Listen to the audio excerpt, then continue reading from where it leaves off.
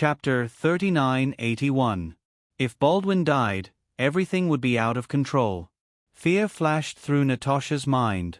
She tried her best to focus on the situation and not let herself think about those messy things in case Su-Yun launched a sneak attack on her.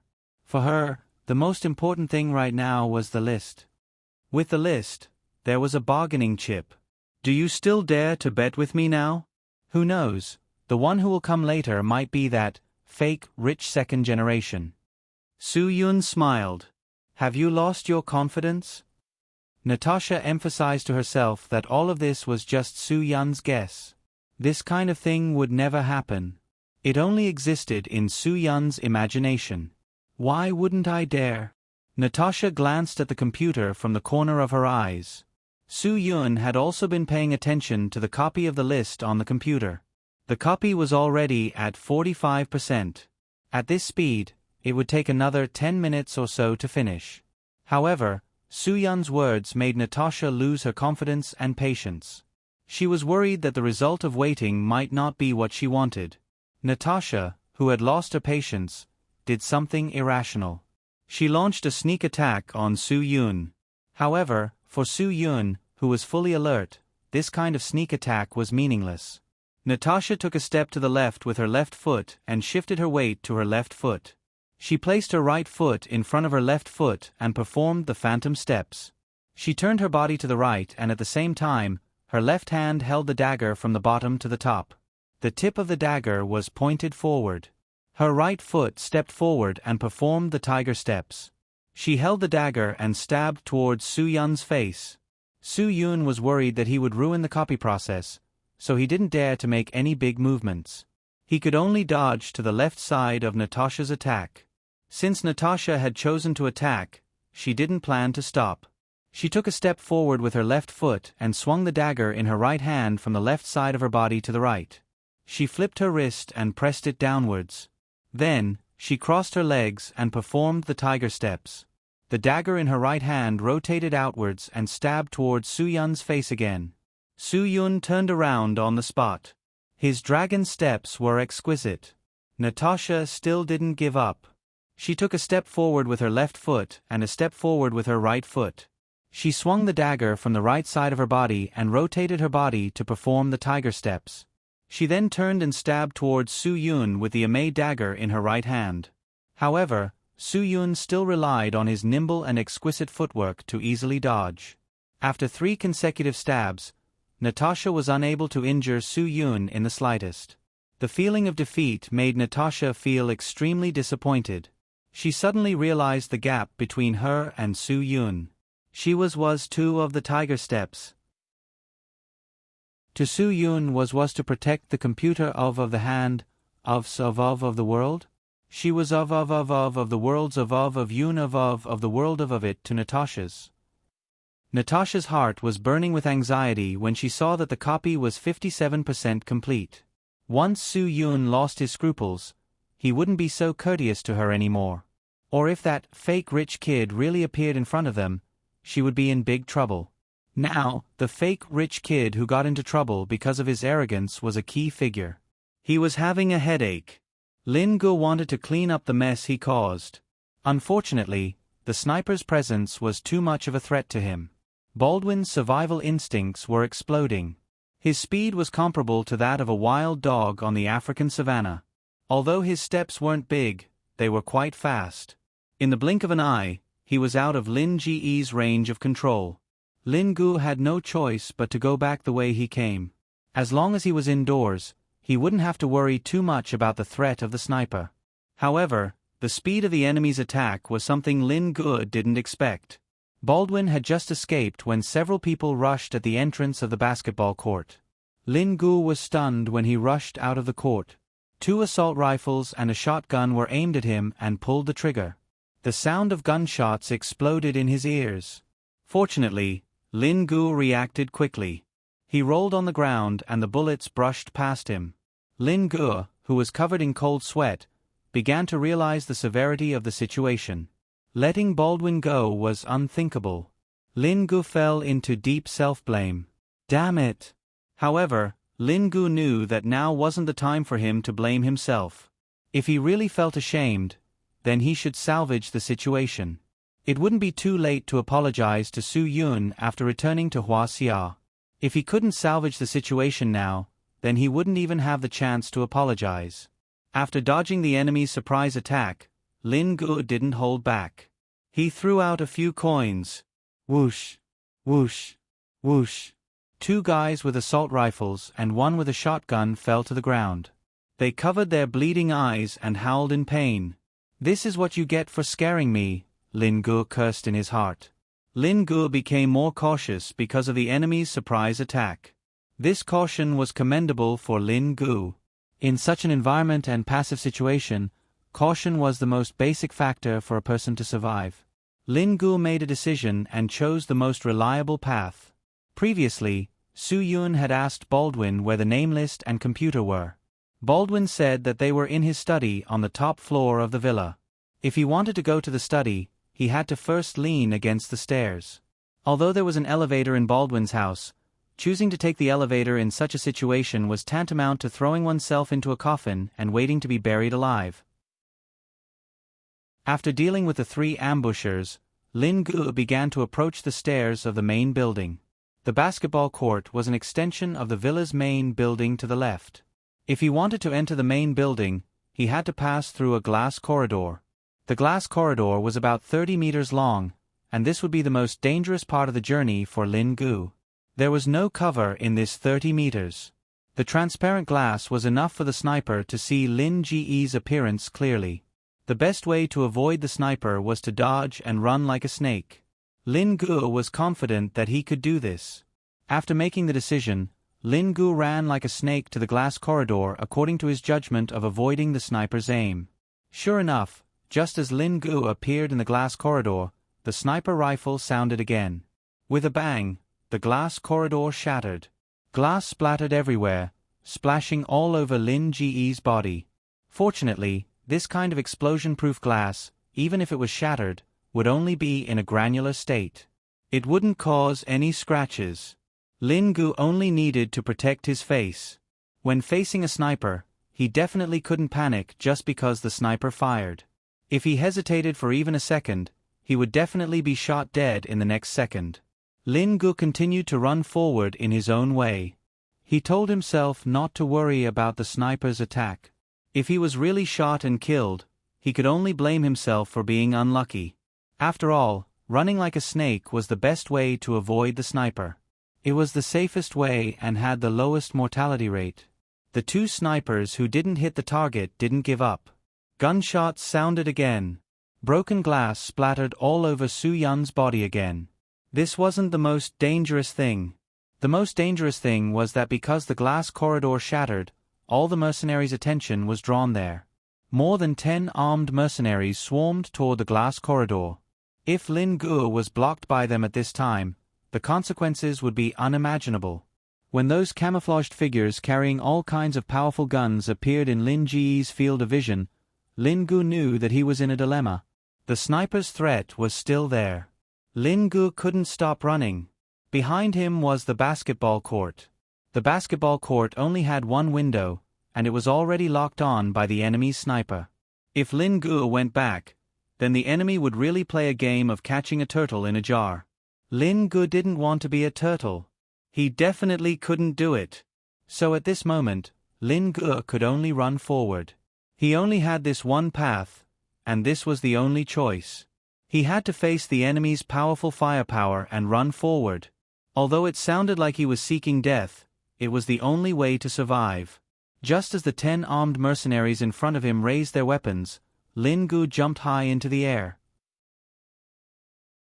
He attracted the attention of all the surrounding mercenaries, and all their firepower was aimed at Lin Gu as he leaped high into the air. Chapter 3982. It wasn't easy to control one's body in the air, so the moment Lin Gu leapt into the air, all of the mercenaries were excited. To them, the current Lin Gu was like a bird waiting to be shot down. The sniper in the distance had been aiming at Lin Gu the entire time. Because Lin Ji's movements were too fast, they couldn't predict Lin Ji's snake-form steps to accurately shoot him down. But now it was different. The speed of a person's free fall could be predicted. The sniper who had wasted so many bullets finally got the chance to prove himself. He immediately predicted Lin Ge's landing. However, Lin Ge's ability to stay in the air made the sniper flabbergasted. But when the sniper predicted Lin Ge's landing point and pulled the trigger again, Lin Ge didn't land. The bullet once again missed, and a deep hole appeared on the ground. All of the surrounding mercenaries saw that the sniper had missed, and without hesitation, they aimed at Lin Ge and pulled the trigger. The sound of gunshots rang out incessantly, and a rain of bullets flew towards Lin Ge. Just before the mercenaries pulled the trigger, Lin Ge, who was still in the air, landed at an unimaginable speed. Not only did this cause all of the mercenaries' bullets to miss, it also stunned the sniper who had reloaded his gun. He couldn't keep up with Lin Ge's speed, and he couldn't grasp Lin Ge's movements. He had no clue what Lin Ge's next move would be. Lin Ge, who had landed on the ground, was like a high-speed locomotive. He charged forward at lightning speed, and before the mercenaries could react, he had already shoveled the ball into the middle of the mercenaries. These mercenaries didn't think that Lin Ge would be so daring, and they were all at a loss. Once Lin Ge charged into their midst, they wouldn't be able to shoot. They were surrounded by their own people. If anyone pulled the trigger, even if they could kill the target, they would inevitably injure 3 or 5 of their own people. Lin Ge slid into the group of mercenaries and managed to escape the threat of the sniper. Although the mercenaries couldn't shoot, they weren't afraid. With so many people, it wouldn't be difficult to capture the target alive. However, Lin Ge, who had slipped into the midst of the mercenaries, swept the 3 people in front of him to the ground like an autumn breeze sweeping away the fallen leaves. The person who fell to the ground dropped the assault rifle in his hands. Lin Ge did not hesitate. He picked up the gun, aimed at the thigh that he could see, and pulled the trigger. His back was pressed against the ground, and he spun 360 degrees like a top. All of the mercenaries who had come to surround Lin Ge were either dead or crippled. All of them were lying on the ground, unable to get up. Lin Ge nimbly swept past all of the fallen mercenaries and confiscated all of their weapons. As he rushed towards the stairs, the magazine, firing pin, trigger, all kinds of gun parts flew everywhere. Lin Ge only kept the Walther PPK. He didn't keep this gun because it was powerful or expensive, but because it was small and exquisite. There must be a reason why even Bond 007 used it. Moreover, the ancestor of this gun, the Walther PPK, had a legendary story. In the world, there was a 7.65mm Walther PPK made of pure gold. The legendary story of this gun wasn't because of the material of the gun. In this day and age, golden pistols weren't considered much. All kinds of famous guns in the world could be customized. There were no problems with the materials. As long as you had the money, you could probably even make a pure diamond gun. The legendary story of this gun was because the owner of this gun, the infamous founder of the communist regime, Chertel, used this gun to commit suicide. As for whether it was true or not, it was just a legend. It was just that many people were willing to believe it. However, it couldn't be ruled out that auction companies wanted to sell it for a good price and create a legendary story for some old things. The sound of gunshots confirmed Su Yun's judgment. Lin Ge didn't let him down. As long as there were gunshots, it meant that Lin Ge was safe. Baldwin's mercenaries obviously wouldn't play a game of killing each other. Su Yun wasn't the only one who knew this simple logic. Natasha was also very clear in her heart. Not only was she clear, but she was also very sure that the fake rich second generation would definitely rush to the study room. Su Yun had previously asked Baldwin where the computer was, and Baldwin had also answered. Therefore, the fake rich second generation would have a very clear destination. In this way, Natasha clearly realized that she was in an extremely disadvantageous situation. Natasha, who was always calm, had an impulse. She wanted to destroy the computer regardless of the cost. However, the moment she prepared to do so, she hesitated. If the list was destroyed, then there was nothing to talk about between them. Not to mention whether the boss would die because of this. At the very least, Natasha wouldn't be able to survive. Natasha, who had calmed down, had other thoughts. At this moment, Lin Ge had also rushed to the study room on the top floor of the villa. When he saw the confrontation between Su Yun and Natasha, he didn't hesitate to take out the small pistol he had seized. As for why he didn't use the one he carried with him, the reason was simple. He was afraid of accidentally killing Baldwin, so he didn't load it with bullets. Now that he thought about it, Lin Gu really regretted it. If there were bullets in the gun, he would have been able to break Baldwin's leg with one shot. Let's see how he could escape. Unfortunately, it was too late to say anything now. It was useless. Brother, that old bastard escaped. It's all my fault. Lin Gu sighed helplessly as he aimed at Natasha. Let's not talk about this first, Su Yun said. Even if it's your fault, I'll deal with you when we get back. Don't think too much about it now. Okay, I know. Lin Gu nodded. Su Yun looked at Natasha. It looks like I won the bet between us. Now you have nothing to say, right? Natasha looked like she was willing to admit defeat because she had no choice. There were two experts, and one of them was aiming at her. What else could she do? She had done enough for now. Su Yun could see that Natasha had given up struggling. With Lin Gu watching her, she definitely wouldn't dare to act rashly. After all, Lin Gu had charged through a hail of bullets and came out unscathed. He believed that Natasha would realize this and definitely wouldn't provoke two experts at the same time. Su Yun went straight to the computer that copied the list. He even exposed his back to Natasha without any scruples. Even so, he had enough reason to believe that Natasha wouldn't dare to act rashly. Why aren't you throwing away the 2 toothpicks in your hand? Are you waiting for me to use them? Lin Gu said to Natasha, indicating that she should hurry up and throw away the amay piercer in her hand. Natasha took a deep breath. Although she was unwilling, she had to listen to Lin Gu.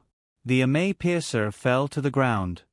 Brother, the list hasn't been sent out yet? How big is the file? How many people are on this list?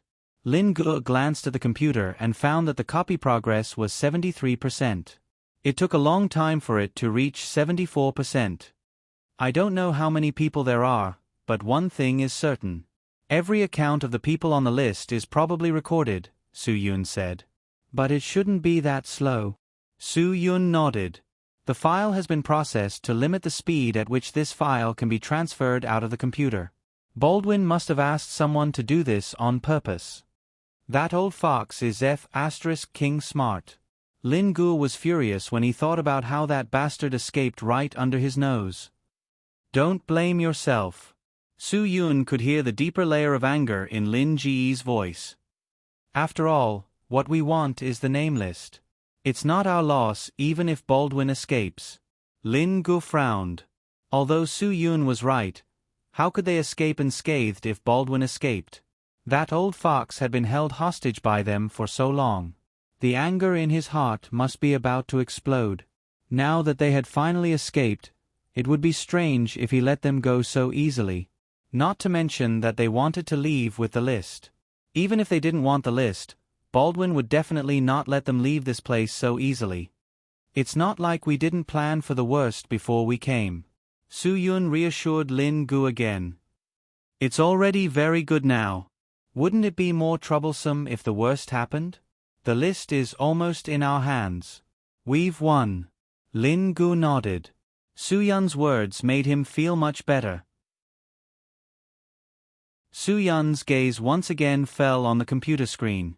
79%. It would be over soon. His heart that had been hanging in the air could finally be at ease. Chapter 3983.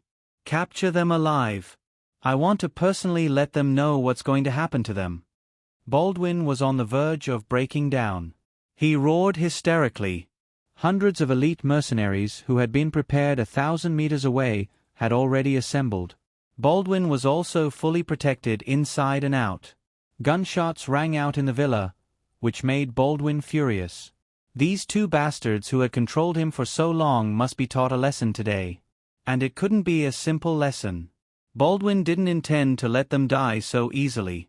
He wanted to capture them alive so that he could torture them bit by bit. He wanted to let everyone know the consequences of disobeying him. After all, No one knew better than Baldwin how complicated the criminal organization he controlled was. The news of his accident must have reached the ears of his 5 drug lords. Under such circumstances, Baldwin didn't dare to easily judge what the 5 of them were thinking. But there was one thing that Baldwin was very sure of. Even if he survived, the 5 of them who were usually respectful to him would definitely not be as submissive to him as before. These 2 fellows had caused Baldwin to lose his dignity. It was very difficult to regain lost dignity, so Baldwin had to think of a way. The most direct and simple way for him to do so was to regain his lost dignity from these 2 men. To borrow Hua Xia's words, it was killing the chicken to scare the monkey. Su Yun and Lin Guo were the chickens that Baldwin wanted to kill, and the 5 drug lords under him were the monkeys that he had to respect. Although he was now out of danger, Baldwin didn't have to think about just rejoicing. He also had to think about all the troubles he would face after he escaped. All these troubles were definitely not that simple, and they definitely couldn't be solved so easily. To re-establish his dangerous start, he had to use these 2 damn guys as sacrifices. So Baldwin wanted them alive. They were alive and kicking. He wanted his 5 drug lords to see these 2 guys go from being alive and kicking to being on the verge of death. Only then would he be able to establish his prestige. The 2 corpses definitely did not have much strength. "Boss, don't worry. We have completely surrounded this place. Our people are everywhere. They definitely have nowhere to run." The leader of the mercenary group was a guy over 40 years old. He was in his prime. There were more than a dozen scars on his weather-beaten cheeks. They were all grazed by bullets or shrapnel from the explosion. His empty and expressionless eyes also proved that he must have experienced countless battles. These battles had made him not care about his own life and death. Without the fear of death, there was nothing to be afraid of. "Richie, you know that the person I trust the most is you." Baldwin grabbed the mercenary leader's arm and said, "Everything that happened to me today was all thanks to you. You know very well that I have never mistreated you, right?" "Boss, you've never mistreated me," Ricky said. "My life is yours. No matter when you need it, I'm willing to give it to you." "I don't want your life. I want their lives," Baldwin said, "2 living and kicking lives. I promise to complete the mission." Ricky accepted the order. Baldwin patted Ricky's shoulder heavily and said, "I believe that you won't let me down." "I definitely won't," Ricky promised. Ricky then stood up and pointed at a few people on the side. You, and you. The 3 of you lead a team each. You're in charge of attacking from the back door, you're in charge of flanking from the left, and you're in charge of flanking from the right. Remember, don't leave any survivors." "Yes." The 3 of them accepted the order and immediately led their men to rush into the house. "The 5 of you, follow me." Ricky turned around and pointed at his 5 most trusted subordinates. They were all elites among the mercenaries. "We'll attack from the front door and directly attack the study on the top floor. You all heard what the boss said. We want people alive, not corpses. Do you all understand?" "Understood." The 5 of them shouted in unison. "Let's go." Ricky was the first to move. The other 5 followed closely behind and began their assault without hesitation. Baldwin looked at the capable Richie, his eyes full of gratification. It was because of Ricky that he could be so assured. This mercenary group leader had fought many tough battles for Baldwin. He had never embarrassed Baldwin even once. He was able to retreat unscathed every time. Moreover, he was able to emerge victorious. It was because of this that Baldwin left Ricky in Columbus. This made him feel safer in Columbus. Baldwin knew very well that no matter what identity he had on the outside, whether he was a big boss behind money laundering or a successful investment businessman in New York, he was still a drug lord in his bones. He was someone who relied on drug trafficking to make a name for himself. No matter what he did outside, his foundation was Columbus's drug business. It was his backbone. Anything else that was damaged could only be considered a superficial wound to Baldwin. However, if Columbus's business was damaged, it would be a serious blow to his backbone. Thus, Baldwin left Ricky there not because he admired Courtney more and arranged for Courtney to go to New York. Instead, compared to Courtney, Ricky was more reassuring for Baldwin to stay in Columbus. Baldwin believed in a saying: a successful boss could always put people in the right position. Only by placing people in the position of success could the boss achieve success. Baldwin had learned about this from studying Hua-Xia culture. Previously, he did not know who was more suitable to go to New York. The fierce General Ricky and the evil genius Courtney were both good candidates. After all, going to New York was about expanding their territory. A fierce general like Ricky seemed more suitable. However, after Baldwin studied Hua-Xia culture and applied everything he learned to his own administration, he found that Courtney was more suitable. Although Courtney's ability to expand his territory was not as good as Ricky's, Ricky did not have Courtney's evil genius. He did not know how to draw inferences from one case. This was called knowing the right people and choosing the right people. It was also because of this that Baldwin was able to have a good situation in New York and his stable foundation in Columbus. The reason was that he put the right people in the right place. It was that simple. Boss, with Captain Ricky personally taking action, this matter will definitely be resolved. Don't worry, let us take you to rest now. Baldwin raised his hand to signal his subordinates to stop talking.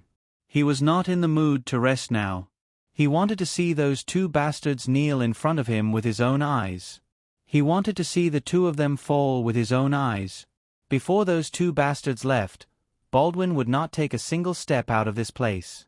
Today, even if he had to see the entire building being destroyed, he would wait for those two bastards to be captured alive and brought to him. Shut up. Whoever tells me to leave again, I will cut off his tongue. Baldwin's words seemed to be understated, but in fact, it was quite serious. The transfer of the name list had reached 90%, and the smile on Su Yun's face grew wider and wider. Brother, their people are already preparing to move. Lin Gu looked through the window and saw the figures surrounding the villa below. Su Yun nodded. That's for sure. Baldwin is now out of our control. Based on the fact that he hates us to the core, he must want to capture us alive and kill us with 1,000 cuts to vent his anger. It can't be that bad, right? Lin Gu said. It's just a small matter. Is there a need to be so ruthless? We treated him well, didn't we? We didn't do anything to him. You humiliated him in front of so many of his subordinates. Do you think he won't do anything to you? Su Yun. So you must remember, don't let him catch you. Even if you die, don't let him catch you alive. Lin Gu was speechless. Brother, you have too little confidence in me. Do I look like someone who can be caught so easily? That's true. Su Yun nodded. Don't be rash. Be careful. Only then can we escape from this tiger's den. Any potential threat must be dealt with cleanly. Don't you think so, beautiful? Natasha was stunned. You want to kill me? Don't you think that's a little shameless? What else can we do? Let you work with them to deal with us? Lin Gu retorted. Who are you calling shameless? You are the shameless ones. You said you would give us the name list, and you changed your mind just like that?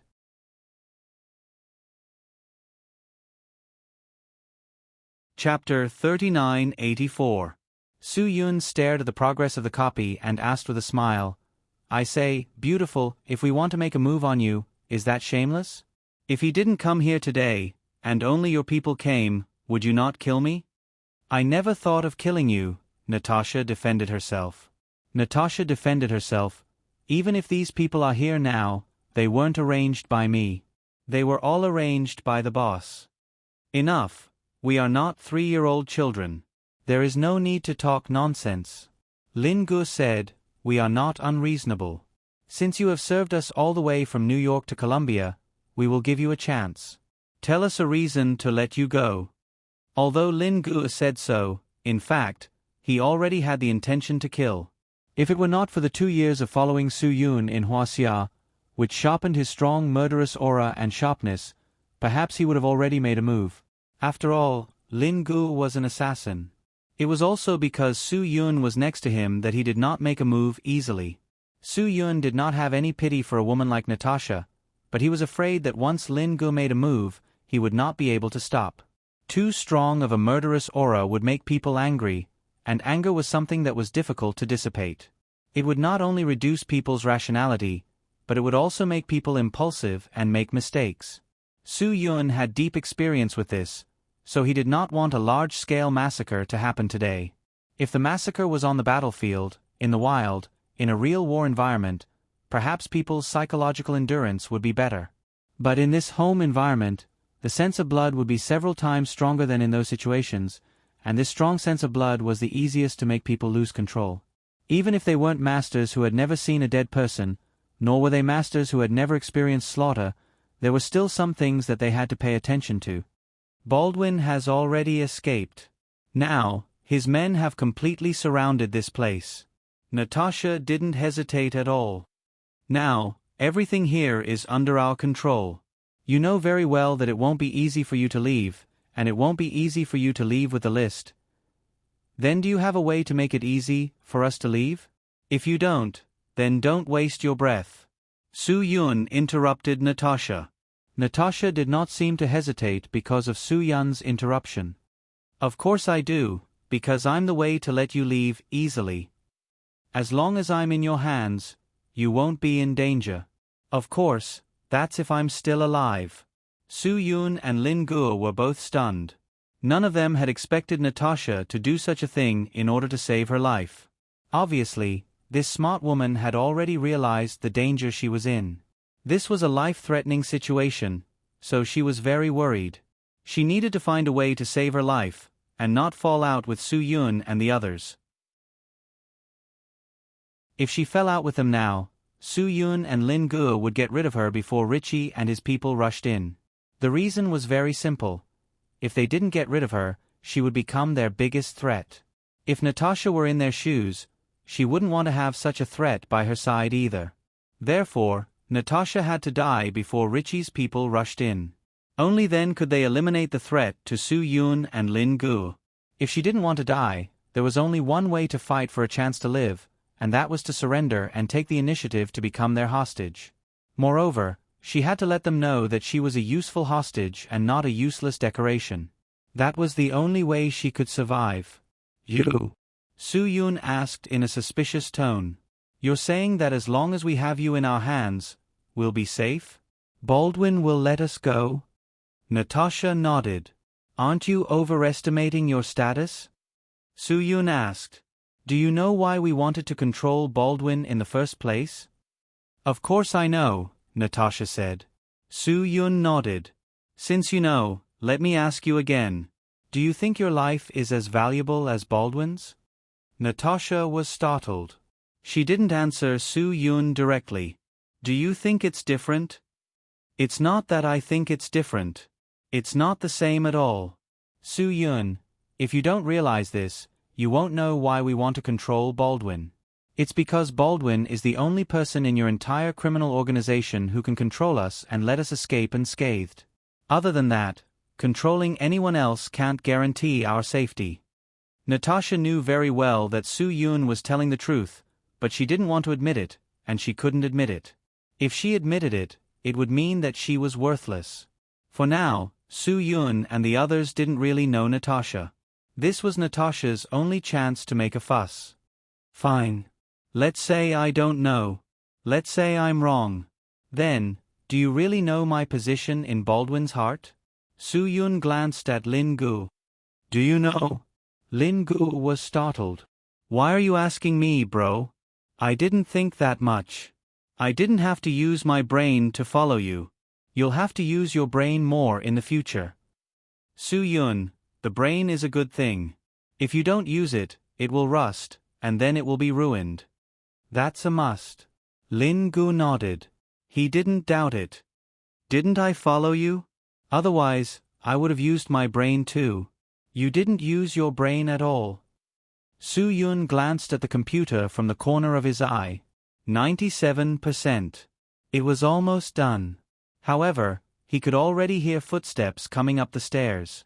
Although Baldwin's mansion had 3 floors, the mercenaries wouldn't be able to use it for too long.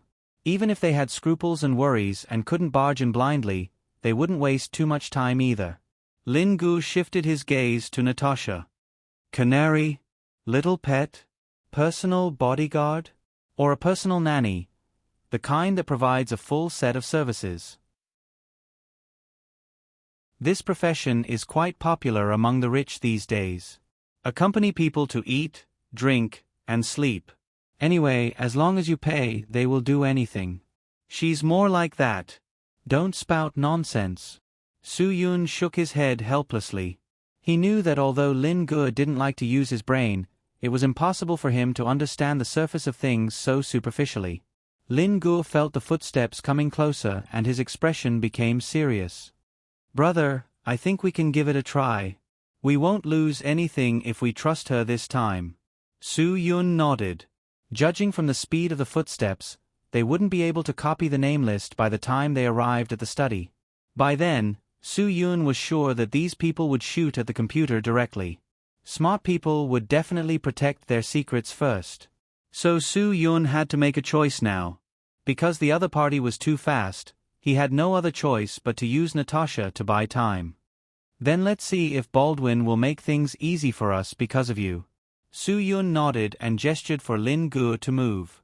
Lin Ge stepped forward and pulled Natasha over without hesitation.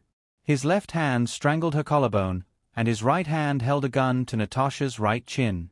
He brought her directly to the door of the study, blocking the view of the people outside.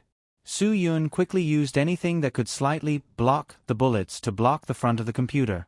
A pile of books was taken down by Su-Yun from the bookshelf. Books were the source of human spiritual power and wisdom. Using books as a shield was obviously a sin. Su-Yun could only apologize to the authors present in his heart. If he really damaged their works, he hoped that they wouldn't blame him. The moment the copy on the computer jumped from 97% to 98%, several heads appeared at the top of the stairs. At this time, if Lin Ge opened fire, at least 2 or 3 heads would explode. However, their goal now was not to steal the heads, but to ensure that the name list was successfully obtained. Then, if possible, they would be able to escape unscathed.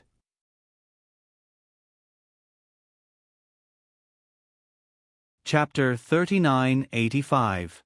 Lin Ge held Natasha hostage and blocked the door. When the mercenaries who rushed up discovered their targets, they all hid themselves. No need to hide, Lin Ge yelled. Richie's awareness was very sharp. He immediately made the most correct judgment. Because the other party had Natasha under their control, he knew very well what the other party's goal was. The other party didn't want to fight to the death. They just wanted to escape unscathed. And now, their goal was to capture them alive, not kill them. Thus, there was no possibility of a fight breaking out. You've been surrounded. Let her go. Don't make any more useless struggles. Richie's figure appeared directly in front of Lin Ge. Lin Ge moved the gun away from Natasha's chin and aimed at Richie. You want us to surrender? You'll have to have the ability to do so. If you don't talk nonsense. Richie didn't dodge Lin Ge's gun.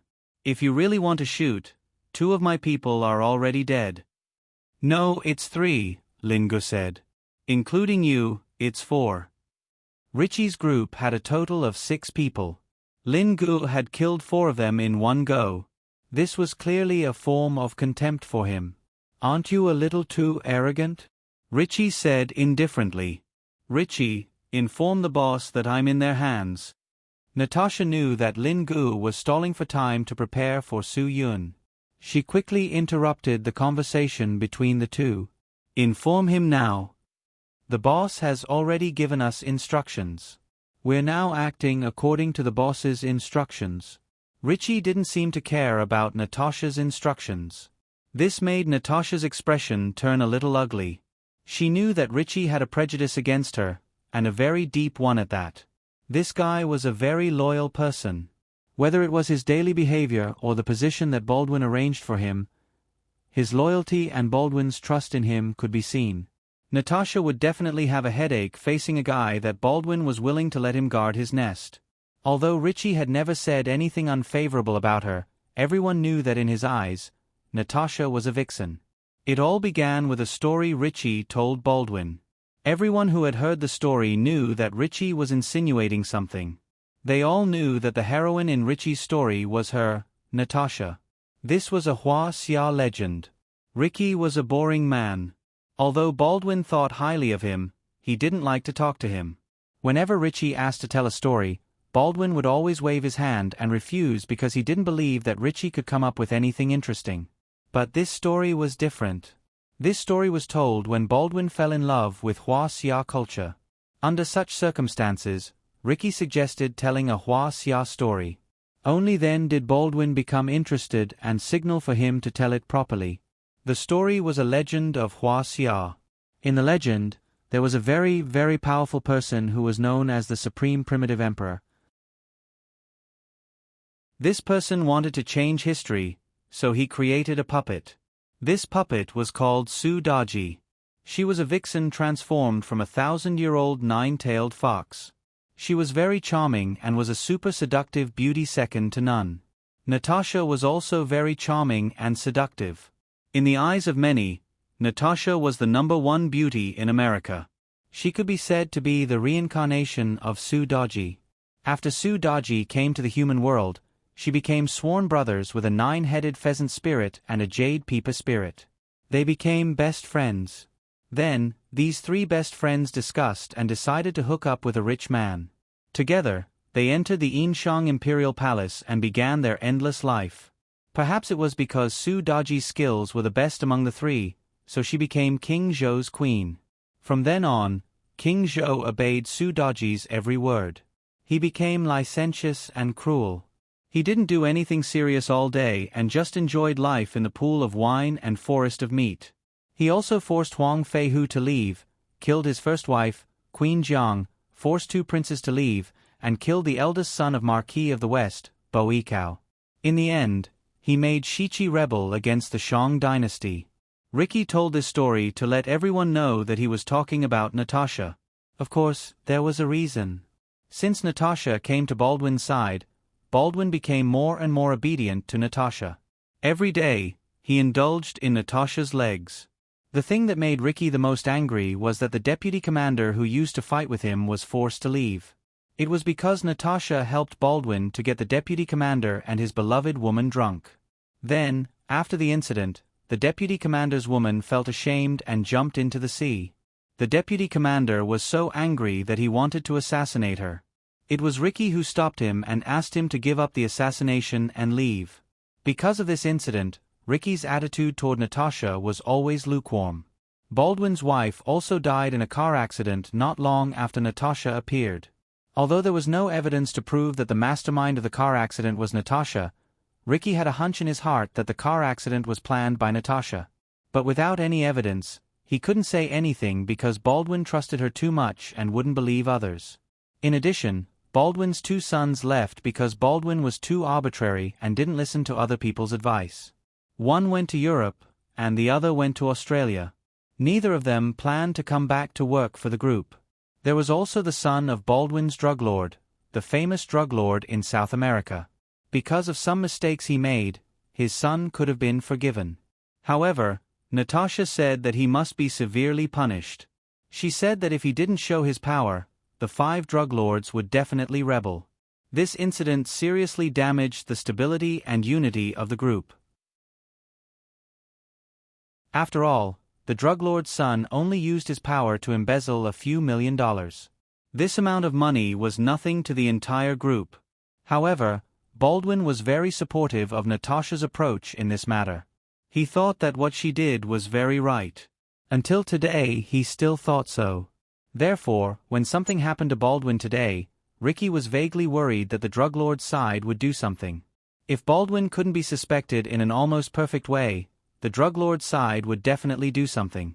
This was absolutely unavoidable. "I know that in your eyes, I am that vixen, Daji," Natasha said to Ricky.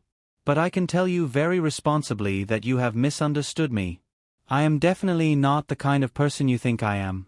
Ricky, you have to tell the boss about my current situation." Ricky couldn't help but frown. Lin Gu laughed when he heard that. "He said that you are Su Daji?" Natasha ignored Lin Ji's mockery. "Can you not flatter yourself and insult Su Daji?" Lin Gu laughed out loud. No matter how trashy Sue Dodgy is, she is still a fairy from heaven. Do you think you can be considered a fairy? Ha ha ha, are you kidding me? At most, you are that she-may by Sue Dodgy's side, that nine-headed pheasant spirit. Not bad. This spirit can be considered to be cultivated in Xian Yuan tomb. She is more than enough for you. Ricky didn't listen to Lin Ge's words. He was thinking about Natasha's words in his mind. Should he report it? Or should he just take this opportunity to get rid of Natasha and pour dirty water on the other two people? However, there was one thing that Richie had to be wary of. Natasha was definitely not a weak little girl who could not even truss up a chicken. If he were to lay a hand on Natasha and she really turned around to stand on the other side, it would be quite disadvantageous for him. Ricky, you better take back your messy thoughts. Although Natasha didn't know anything about micro-expressions, she knew Ricky well. She could guess what Ricky was thinking when he hesitated. Ricky's thoughts were interrupted. He looked over in a daze. Tell the boss about my situation, Natasha said with a determined gaze. Ricky frowned. There are two of them. Why is there only one now? Where is the other one? Ricky's 5 subordinates had already searched all the places they could see, but they didn't find a single person. This made them a little confused. Even when they looked into the study through the door, they didn't see any traces of people.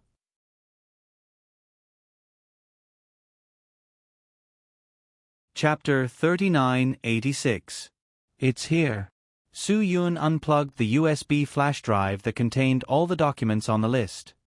He stood up from behind the pile of books on the table and said, "As mercenaries, your observation skills are too ordinary." "I don't think it's a big team, right?" Su Yun said with some contempt, and his words were indeed correct. Their observational skills were really too weak. There was a pile of books on the table in the study, and they didn't even think about what might be behind the pile of books. They were all confused by the study. It was indeed normal to see books in the study. When Richie saw the corner of the computer behind the pile of books, he knew in his heart what this person was doing behind it. But it was already too late to stop it. If the other party hadn't solved the problem, he wouldn't have taken the initiative to admit his location. In any case, if he hadn't been discovered, he wouldn't act rashly. The only possibility was that he had nothing to worry about. Although Richie had been in Columbus all this time, he didn't know what happened in New York.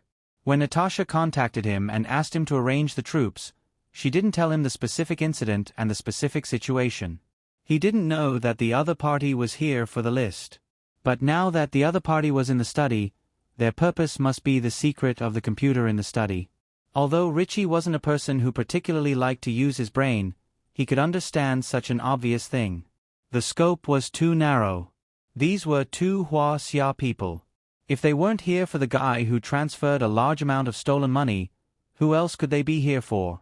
Although he had heard some reports about Hua Xia in foreign countries, he had naturally heard about Hua Xia's earth-shattering anti-corruption work. Richie had never involved his boss in money laundering because he wasn't very smart. These things were handled by Natasha and Courtney for his boss.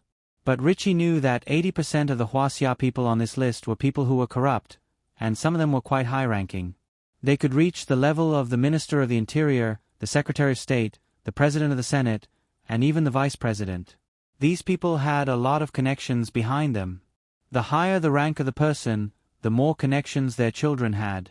Most of these people's children were also on the list.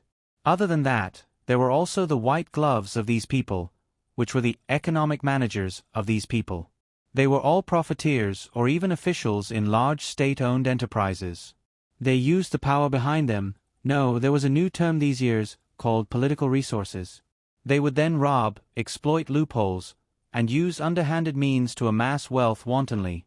A large amount of money that came from illegal sources was transferred through Baldwin. This list was very important. Although Richie wasn't involved in this business, he could clearly sense that if this list was taken away, it would be no different from cutting off one of his boss's arms, or even more. "Give me the things you want to take away, and we might still have a chance to negotiate." Richie looked at Su Yun and said word by word, "Otherwise, we won't even have the chance to negotiate." "Don't try to fool me," We dared to come to Columbus today because we know that there is absolutely no possibility of negotiation here, Su-yun said. If you think there is still a possibility, then you have a problem here. After that, Su-yun pointed at his head. Richie wouldn't be affected by any of the other party's actions. This was the professional quality of a professional mercenary. You have Natasha in your hands, so there is a possibility of negotiation with us. Natasha was stunned for a moment. It seemed that Richie didn't listen to what she just said. Yes, that's true, Su-yun said. After all, we still have Su Daji in our hands. Then what are you? Huang Feihu? No, Huang Feihu was forced to leave. Then, I really can't think of who you are. But there is one thing that I can't be sure now. Mr. Baldwin is that stupid and incompetent King Zhou. Richie was stunned, and so was Natasha. Su-yun's words revealed the truth. Richie realized that his years of worry seemed to be meaningless. Although the boss was a little too infatuated with Natasha, he had to admit that the boss was definitely not a stupid and incompetent person.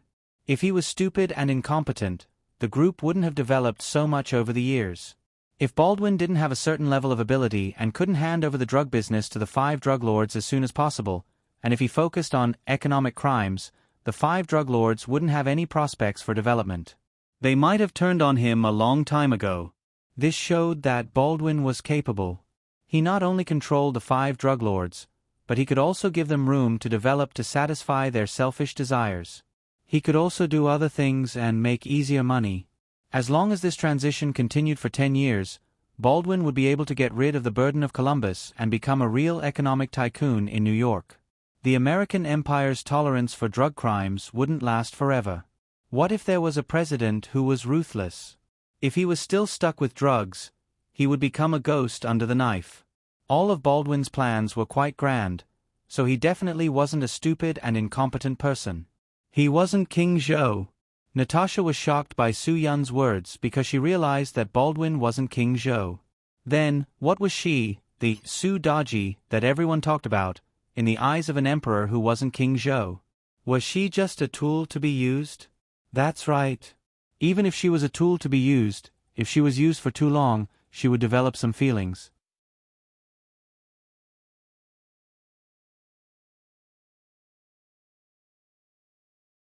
Chapter 3987.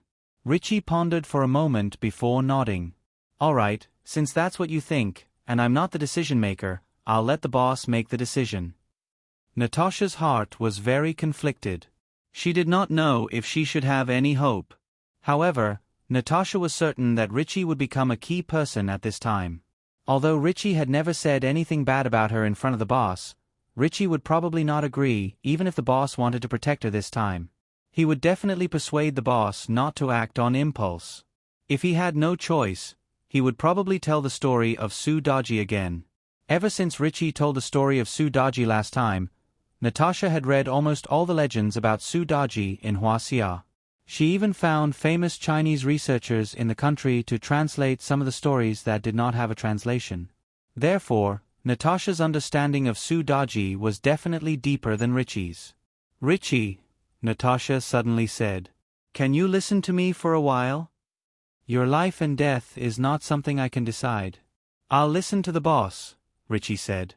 Ricky said, if boss is willing to protect you and let these 2 escape unscathed, then I definitely won't do anything out of line. But if boss isn't willing to pay such a huge price for you, then I can only listen to boss.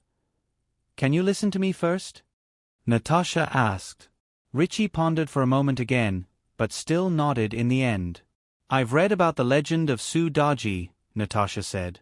Natasha said, Su Daji is a beautiful woman who is good at singing and dancing. She's a beauty that can topple countries. Richie was stunned. He did not expect her to talk about Su Daji's story with him. She has a beauty that outshines the moon and flowers. She has an enchanting figure, charming seduction techniques, and captivating charm, Natasha said. Natasha said, however, a vicious and cruel heart is hidden under a glamorous appearance. Su-yun's interest was piqued. Yo, you know quite a lot. Richie, I know that in the eyes of many people, I'm such a snake and scorpion, Natasha said. Natasha said, but if you think about it carefully, you will realize that Su Daji and I are not the same kind of people, and the boss is definitely not a man like King Zhou. Richie didn't say anything, but his gaze was somewhat absent-minded. It seemed that Natasha had hit the nail on the head to elicit such a reaction from Richie. King Zhou was addicted to Su Daji's beauty and indulged in sensual pleasures. He entertained himself every night, ignored the state affairs, and did all kinds of licentious things. He listened to her every word and was so obsessed with her that he even reached the point of Daji's praises are noble, and Daji's abominations are abominations. Natasha continued, this way, there will be no peace in the world. Complaints will be heard everywhere, and the vassals will rebel. Lin Gu applauded and said, go on. To be honest, I haven't read this history before. Now that you mention it, I'm really curious. Richie, think about it carefully. Am I someone like Su Daji? Natasha said. Even if I am, is the boss a piece of trash like King Zhou? Will the boss be, Natasha's praises are noble, and Natasha's abominations are abominations? I admit that complaints will be heard everywhere, but will any of the 5 drug lords rebel against the boss because of me? Richie's brows were already slightly furrowed. Not only was Su Daji licentious, but she was also cruel and vicious. In order to satisfy her crazy and perverted mind, she instigated King Zhou to set up all kinds of shocking and inhumane tortures to stimulate her desire by watching people being tortured to death. King Zhou and Daji were the most famous licentious queens in the history of Huaxia. Their brutality, and viciousness made people despise them. Is the boss an emperor like King Zhou? Am I a woman like Su Daji? Natasha said, I hope you can touch your chest and ask yourself. Richie was indeed somewhat moved by Natasha. To be honest, Natasha had not done so many outrageous things, and the boss was not so stupid as to be fooled by her. I remember that there was a paragraph in the story that the 9 marquises had a daughter who was very beautiful and comparable to Su Daji. She was summoned to the palace, but she was innocent, gentle, and kind. She was deeply loved by King Zhou and made Daji jealous, Natasha said. The daughter of the 9 marquises was not as scheming as Daji. She was not good at pleasing people either. She was pure and serious. She was killed because she could not stand Daji's licentiousness and King Zhou's brutality. The 9 marquises were also executed and chopped into pieces and distributed to the other marquises. Richie knew the story too. I want to ask, when have I done such a thing? Natasha asked. Richie shook his head. I never said that you did such a thing. Su Daji did not like to laugh, but her laughter was very pleasant. She would only laugh when she heard other people scream in pain as if she heard music that stimulated her senses. Natasha continued. In order to make Daji laugh, King Zhou abused torture. Basins, rods, hammers, snake bites, arrows, disembowels. He treated human lives like grass. He was cruel and inhumane. What about me? When did the boss do such things to make me laugh? No. Richie said, you don't have to say any more. I know what you want me to know. You told the boss Su Daji's story because of your deputy commander, Natasha said. But I can swear that it has nothing to do with me. I am definitely not the Su Daji you are talking about. I will not mention the name Su Daji in front of the boss again, especially today. After Richie finished speaking, he waved his hand and signaled his people to retreat. Then, he turned around and said to Su Yun, we will wait for you downstairs. If you have anything to say, you can tell it to our boss. After saying that, Richie turned around and left. Lin Gu looked at Su Yun. Brother, you must know the history. Do you think she is prettier or Su Daji? Su Yun said, of course Su Daji is prettier. Do you know how Su Daji is described in the ancient books? I really don't know. Lin Gu shook his head. Dark hair, an almond-shaped face, peachy cheeks, eyebrows like the spring mountains, eyes like autumn waves, big breasts and a slender waist, big buttocks and slender legs, better than a begonia drunk in the sun, a pear blossom in the rain. As Su Yun spoke, he suddenly handed the USB flash drive with the list of names to Lin Gu and gave him a look. Lin Gu was stunned for a moment. Then, he immediately understood what Su Yun meant. It was because they all knew that Su Yun was the main person in this matter. Now, Richie's appearance confirmed this even more. The person who came to the study to make the list was also Su Yun. Baldwin was well aware of this. Therefore, as long as Baldwin decided to snatch the list, the person to attack would definitely be Su Yun. Moreover, he would ask everyone to focus on Su Yun. Therefore, Su Yun would definitely play an important role in attracting the firepower. If Su Yun was 100% confident that he could leave safely, he definitely wouldn't hand the USB flash drive to Lin Gu. No matter what, Lin Gu was still a little impetuous. However, Su Yun handing the USB flash drive to Lin Gu meant that he wasn't 100% confident that he could leave safely. He wanted to leave a backup plan. And this backup plan was Lin Gu. If it really came to a critical moment, Su Yun would definitely do his best to attract all the firepower and let Lin Gu leave with the list. If he didn't have this idea, he would never do it. Brother, you. Before Lin Gu could speak, Su Yun signaled him to stop talking. After all, Natasha was still listening. If Natasha knew about their little tricks, it would be meaningless at the critical moment. I'm fine now. You don't have to worry about me, Su Yun said. You, on the other hand, stay calm and don't be too nervous. Lin Gu gritted his teeth and swallowed the words he wanted to say. Brother, don't worry. I will protect you even if it costs my life. You must leave with the list. I will never let you down. Su Yun could understand the meaning of this sentence, but Natasha certainly couldn't understand it. Well, don't say so much. Let's wait and see if Baldwin is willing to give us this opportunity. Su Yun smiled. If Natasha is not Baldwin's dodgy, then we have to be prepared for a surprise attack. Lin Gu clenched his fists. Well, I really hope that they will attack directly and have a good fight. Then, we don't have to think so much like now.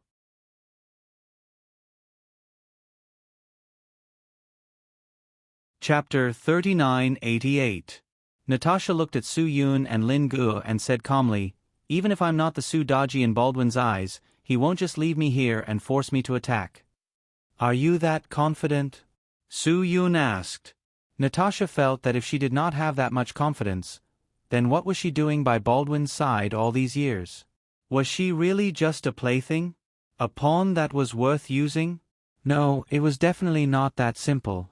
Natasha believed that she had a position by Baldwin's side, a position that no one in the entire Baldwin group had. Natasha had to tell herself that. That was very important. Natasha, what are you thinking about? Su Yun asked. Do you suddenly feel that things won't go according to your plan? I believe that the boss will give me an explanation. He will never give up on me. I know you have bad intentions, but your intentions are meaningless to me. The truth will disappoint you. I'm afraid the one who will disappoint you is not me. Su Yun said, Baldwin may not choose to force an attack, but what's the reason why he won't choose to do so? Of course it's me, Natasha said decisively. Of course it's you. Su Yun nodded. You played a very important role, but is the reason really what you think it is? Will Baldwin not dare to force an attack because he is worried about your safety, or does he have other ideas and goals? Is he worried about other reasons?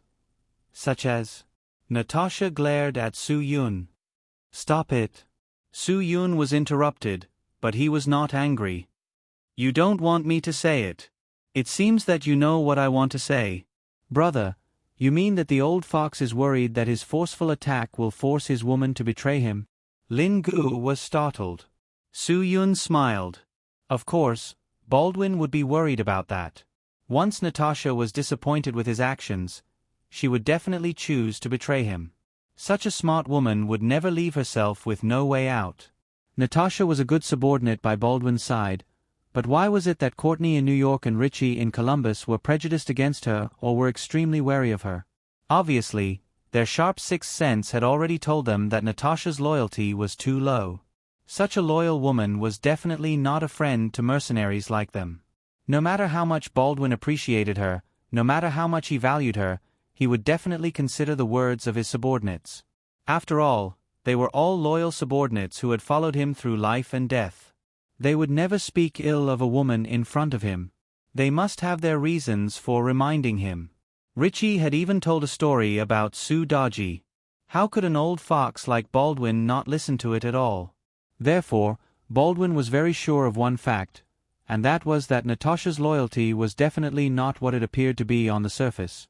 She might try her best to turn the tide for Baldwin's sake. She might risk her life for Baldwin's sake.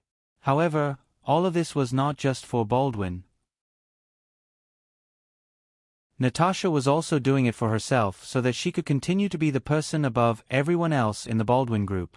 Therefore, when Baldwin gave up on her due to some kind of threat, would Natasha's loyalty still exist? This was something that no one dared to be sure of. Natasha had an idol. It was the only female emperor in the history of Huaxia. She was the strong woman who made Emperor Gaozong of Tang depose Empress Wang and make her the empress. She was the empress who could monopolize the power of the inner palace. Natasha's idol had become dizzy due to Emperor Gaozong's illness and could no longer see. He issued an edict to entrust her with administrative matters, and she began her journey from political participation to governance. Natasha felt that she had already reached this stage. Although Baldwin did not suffer from dizziness, he was still old. His body was not as strong as it was when he was young. He definitely needed her at this time. Natasha's idol and Emperor Gaozong sat in the same palace and were worshipped together. They were known as the two saints in the world. Natasha also wanted to be like her, someone who was on equal footing with Baldwin in the group. Even after Emperor Gaozong's death, her idol appointed his third son, Li Xian, as the emperor and made himself the Empress Dowager to sit in the imperial court. Later on, he deposed Emperor Wengzong and made him the Prince of Luling. He then appointed his fourth son, Li Dan, as the emperor. In the end, Natasha's idol ascended the throne under the guidance of the supreme being Tian Shishir. He changed his name from Tang to Zhou and called himself the Emperor of Shangshan. After becoming the emperor, he opened imperial examinations, made exceptions for people, rewarded farmers, and developed the economy. He knew people well and was tolerant of people's opinions. During the half a century that he ruled the imperial court, the society was stable and the economy developed. This laid a solid foundation for the prosperous Huaxia. This was the woman that Natasha wanted to be. This was the goal that Natasha pursued her entire life. Did Baldwin not know about all this? That was obviously impossible.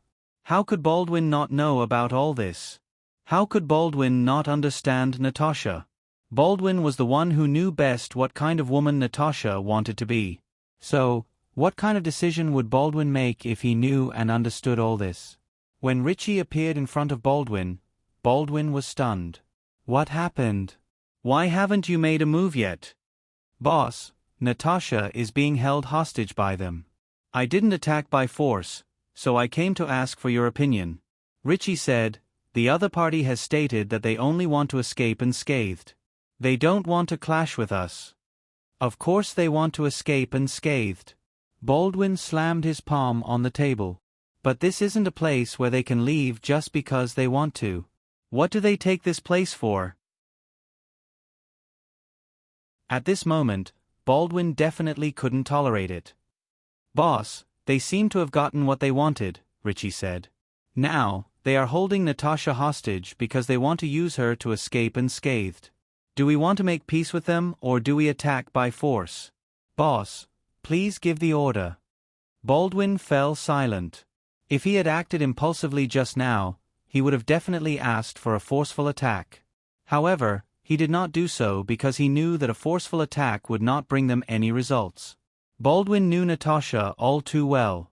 Natasha was loyal, but her loyalty was variable. As long as he, Baldwin, was in power and could give her the position of being second only to him, she would definitely be the most loyal person by his side.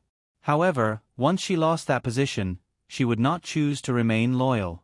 She would choose to be loyal to someone who could give her the position of being second only to him. The reason was simple. Natasha had always believed that she was worth it. She believed that she was worth it. If Baldwin were to attack by force, it would be tantamount to giving up on Natasha. How could Natasha be loyal to someone who had given up on her? She was a special woman, and it was for that reason that Baldwin was fascinated by her. She was a woman who fascinated him. This woman who fascinated him was someone he had to find a way to appease. Boss, if you want to attack by force, please give the order. All of us are ready to attack at any time. Wait. Baldwin raised his hand. We have not reached that point yet. We cannot attack by force. Boss, you mean? Natasha is more important than the thing they want to take away? Richie asked. Baldwin shook his head. We cannot let them take away the thing. I will not allow that. However, if we attack by force, do you know what the consequences will be? Richie frowned. Boss, no matter what, we will not let them escape. This is Columbus. We know everything here, but they do not. We have the right time, the right place, and the right people. We have all the advantages. No. Baldwin shook his head. The so-called right time meant nothing to him. Although the so-called right place could not be ignored, once Natasha rebelled because of their attack, they would lose the advantage. After all, Natasha was familiar with Columbus. As for the right people, that was nonsense. No one in this country truly liked them. They only feared people like them who relied on crime to make a fortune. It was not respect, but fear in their hearts.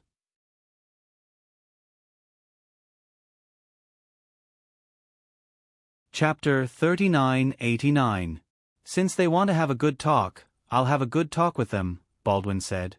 Natasha has contributed a lot to the group over the years. Even if I have to give up on her for the list, I still have to give her an explanation. Although Ricky had doubts in his heart, he did not ask. Whatever the boss said was a matter of principle. Then I'll arrange for someone to inform them to come down for a negotiation, Ricky said. We must find a way to protect Natasha. Baldwin shook his head. I don't want to protect Natasha. I want to protect the list.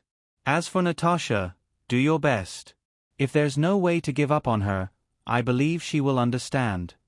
Ricky slowly began to understand the boss's intentions. Although the boss seemed to want to protect Natasha, he was actually worried that he would lose the important name list if Natasha was around. The name list was the key to this matter. As long as he could keep the name list, nothing else mattered, including Natasha. Ricky, there's no problem in this world that can't be solved, Baldwin said. So, I believe in you. You can definitely solve it. Boss, don't worry. No matter what happens, I won't let you down. Ricky made a military pledge. The list will never leave the territory of Jellenby. If I can't do it, I'm willing to accept any punishment. Baldwin nodded. I believe you won't let me down. Ricky ordered a person beside him. Go and inform them to come down for a negotiation. They must not hurt Natasha. As long as they don't play tricks, the boss might give them a chance. Yes. When the notice was delivered, Natasha's mood was instantly released. The boss did not give up on her. For her, this was the best news. It seems that I'm right. Soo-Yoon smiled and looked at Natasha. He knew that although Natasha was very smart, she could not see through Baldwin's deeper considerations. As I said, I'm the only bargaining chip here that can let you escape unscathed, Natasha said calmly. Yes, you are indeed the only one, Lin Gu said. However, we haven't escaped unscathed yet. You still need to work harder. Natasha was stunned for a moment. Whether you can escape unscathed or not, I'm afraid it has nothing to do with me. Do you think I will send you away? Of course. Otherwise, why would we keep you? Lin Gu said, Don't tell me we're keeping you for a chance to negotiate with Baldwin? Then they let you go and wait for their bullets to turn you into dice? Natasha's expression darkened. I've already helped you. If you want to leave, that's not something I can help you with. You can only leave safely if you're willing to leave the list in your hands. Natasha, stop lying to yourself. There's no need for us to beat around the bush. Soo-Yoon went straight to the point. You're in our hands. Baldwin didn't force his way in, not because he wanted to save your life, but because he was worried that you would betray him. Natasha was stunned. Even she was suppressing the thoughts in the depths of her heart, but Su-Yun could actually see through them? Natasha had, in fact, had one of those fleeting thoughts. If Baldwin had asked Ricky to force his way in and put her life at risk, why would she continue to work for Baldwin? Her loyalty might bring Baldwin victory, but she would undoubtedly die. Using her own life to help others, Natasha was not that noble. The people she wanted to help had to be able to help her. Otherwise, they would be worthless in her heart. If Baldwin were to give up on her, the only ones who could save her would be the two before her. If bringing the two of them out of danger was the only way for Natasha to survive, Natasha would not hesitate. Natasha would not hesitate. She would stand with the two of them without any scruples. Her life was hers, and she had to fight for it for herself. Don't think too much about it. It's meaningless. Su-Yun smiled and said, "What exactly is Baldwin thinking, and what exactly are you thinking?" "We will soon find out." Lin Gu said with some urgency, "Let's go. We've already wasted a lot of time here." "That's right. We've indeed wasted a lot of time." Su-Yun smiled and said to Natasha, "It's time to raise some conditions for Baldwin. Let's see if he's willing to use them in exchange for your safety." Natasha's mood had just cleared up when Su-Yun and Lin Gu smashed her into the abyss once again. "I hope Boss Baldwin is a righteous person. He won't make things so bad."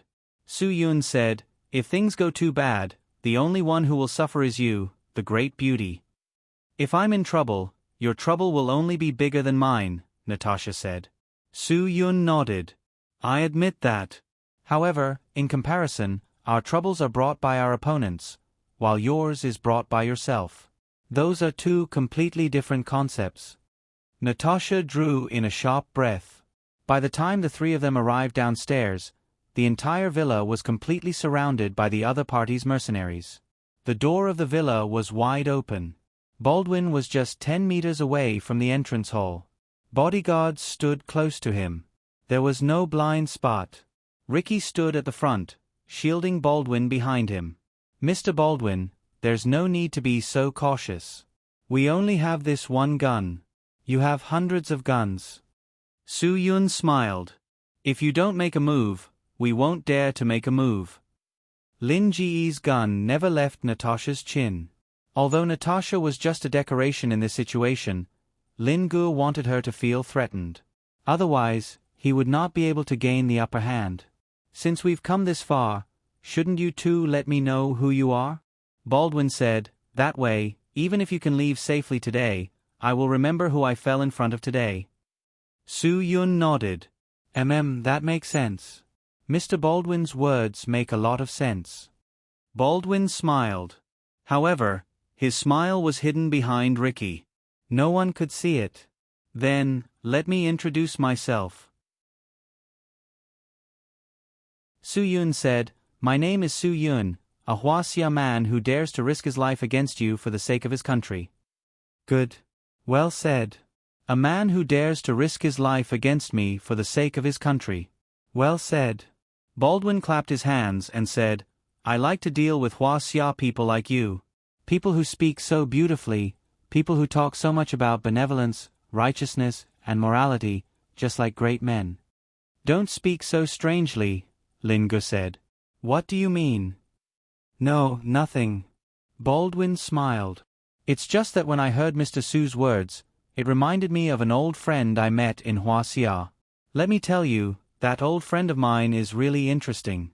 In the words of you Huaxia people, he is sanctimonious." Su-Yun and Lin Ji's expressions became more and more unpleasant. Although Baldwin did not say who he was, Su-Yun and Lin Gu were sure that this so-called old friend of his was not a simple person. "My old friend and I have worked together a lot. According to his position, even if he lived for 100,000 years, he would not earn 1/10 of the funds he transferred through me." Baldwin laughed. "But he is also the same. He always talks about the interests of the country and the people. Don't you think this person is very interesting? Those who are qualified to talk about the interests of the country and the people must be people of high status and power. Even if ordinary people thought so, they would not talk about it because they did not have the power to solve or do certain things. Those who talked about it must have the power to solve such problems.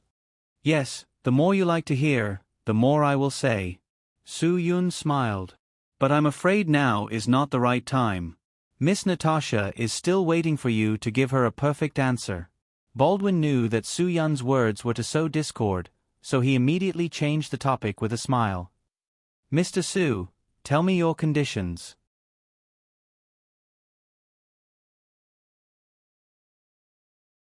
Chapter 3990. Su Yun smiled faintly. Our conditions are very simple. Don't tell me you don't know. You should know very well, that's why you're negotiating with me. Baldwin shook his head. I really don't know. You want us to leave? You can't even remember such a simple condition. Mr. Baldwin, I think you should really check your brain. Don't tell me there's something growing in your brain. Let me tell you, this isn't a small matter. You must endure it. How can this be a small matter?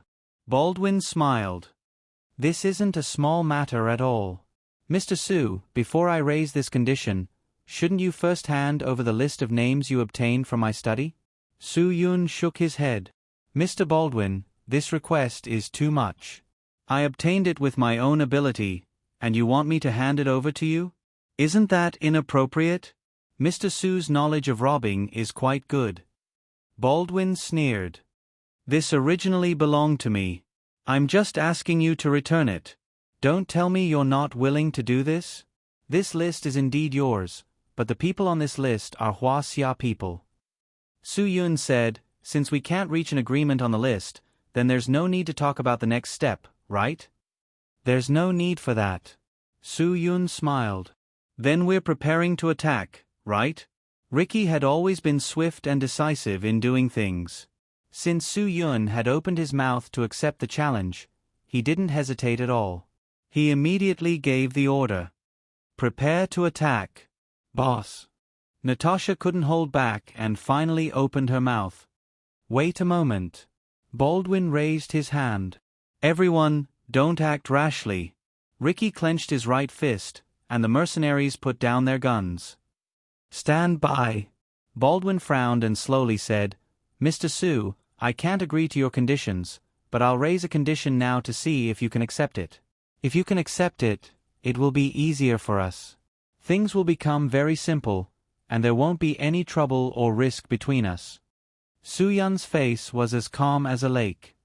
All right, Mr. Baldwin, if you have anything to say, feel free to say it. I admire you, Baldwin said. That's enough, old fox. Let's not talk about this nonsense. We don't have the time to listen to it. You're disgusted too. Lin Gu interrupted Baldwin. Let's talk about the dry stuff. Baldwin nodded. All right, I'll get straight to the point. Name your price. Su Yun had expected him to do this. Mr. Baldwin, you're generous enough to let me name my price. Aren't you afraid that I'll ask for too much? Just tell me. Baldwin said. As long as he was willing to speak, there was no problem that couldn't be solved. This was his experience after all these years. All right, Mr. Baldwin, you're really bold, Su Yun said. You want the name list back, right? Sure. No problem at all, as long as you can afford it. Lin Gu was stunned. He glanced at Su Yun. Su Yun couldn't be so corrupt. A smile appeared on Baldwin's face. He seemed to think that Su Yun and Lin Gu were people who were risking their lives for money. If it was proven that Su Yun and Lin Gu were people who were risking their lives for money, Baldwin would definitely be willing to spend a lot of money to keep them and put them in an important position. These two people were too powerful. If he could get them, it would be a once-in-a-lifetime opportunity for Baldwin. Say it. How much? Baldwin was in a very good mood. 30 million tons of gold, Su Yun said with a smile. As long as you get this gold, I'll listen to whatever you say. Lin Gu saw that Su Yun was serious and said with some surprise, Brother, you can't be bought over by this little amount of gold, right? Oh, Mr. Baldwin, I'm sorry. My brother thinks it's too little, so let's add another 20 million tons. Su Yun, 50 million tons of gold, is that okay? If it's okay, let's make a deal. I'll give you time to prepare the gold. How many days do you want? 3 days or 5 days? Baldwin's face was getting uglier and uglier. Su Yun wasn't asking for an exorbitant price. He was just joking with him. 50 million tons of gold? 30 million tons of gold? What a joke. Baldwin had a gold jewelry business in New York. He was involved in the gold industry. How many tons of gold could be traded in the world today? How many tons could actually be in circulation? Su Yun wanted 50 million tons of gold for him? Since the day humans learned to dig holes with wooden sticks, how much gold had been mined for thousands of years? There were only 7 countries in the world that had more than 10 million tons of gold reserves. There was only one that had more than 50 million tons. And that was the United States. As the richest country in the world, they had more than 80 million tons of official reserves. This was under the condition that the United States wasn't bragging. If this country that was full of lies had the slightest possibility of bragging and this number was nonsense, then no country would be able to afford this amount of gold. Even if Baldwin was as rich as a country, even if he had money, he wouldn't be able to take out that much gold. It was absolutely unrealistic. Even 50 million tons won't do. We have to have principles. Lin Gu insisted. Natasha could feel Lin Ji's seriousness and knew that he didn't have any concept of this amount of gold. She said lightly, Hua Xia's official gold reserves are only about 16 million tons. Do you think anyone can take out 50 million tons of gold? Then why didn't you say so earlier? Only then did Lin Gu realize that Su Yun was just toying with them. He had given them money that even 18 generations of his family would not be able to fork out, and he, Baldwin, would have to suffer in silence. Baldwin's anger was burning fiercely in his heart. Mr. Su, if you want to do this, then there's really no need for us to continue this discussion, Baldwin said coldly. You asked me to bid, and you weren't afraid that I would open my mouth. You asked me to say whatever I wanted, so I said it. Su Yun said, What else do you want me to do? Do you want me to bid within the limit that you gave me? What's the point of that? Baldwin said solemnly, Then you should give me a reasonable number. Su Yun said with slight disdain, What do you think is a reasonable number? I'll give you 100 million US dollars. Today's matter ends here. You leave the list and let Natasha go. Baldwin said, I can guarantee that my people won't touch a single hair of yours. Su Yun nodded and motioned for Baldwin to continue. Baldwin knew that Su Yun was a smart person, so he didn't hesitate.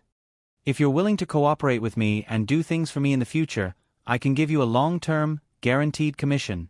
As long as you do what I want you to do, you'll become a man with wealth that can rival a country. Think about it, what can you get by doing things for your country? But if you do things for me, you can get things that many people don't even dare to dream of.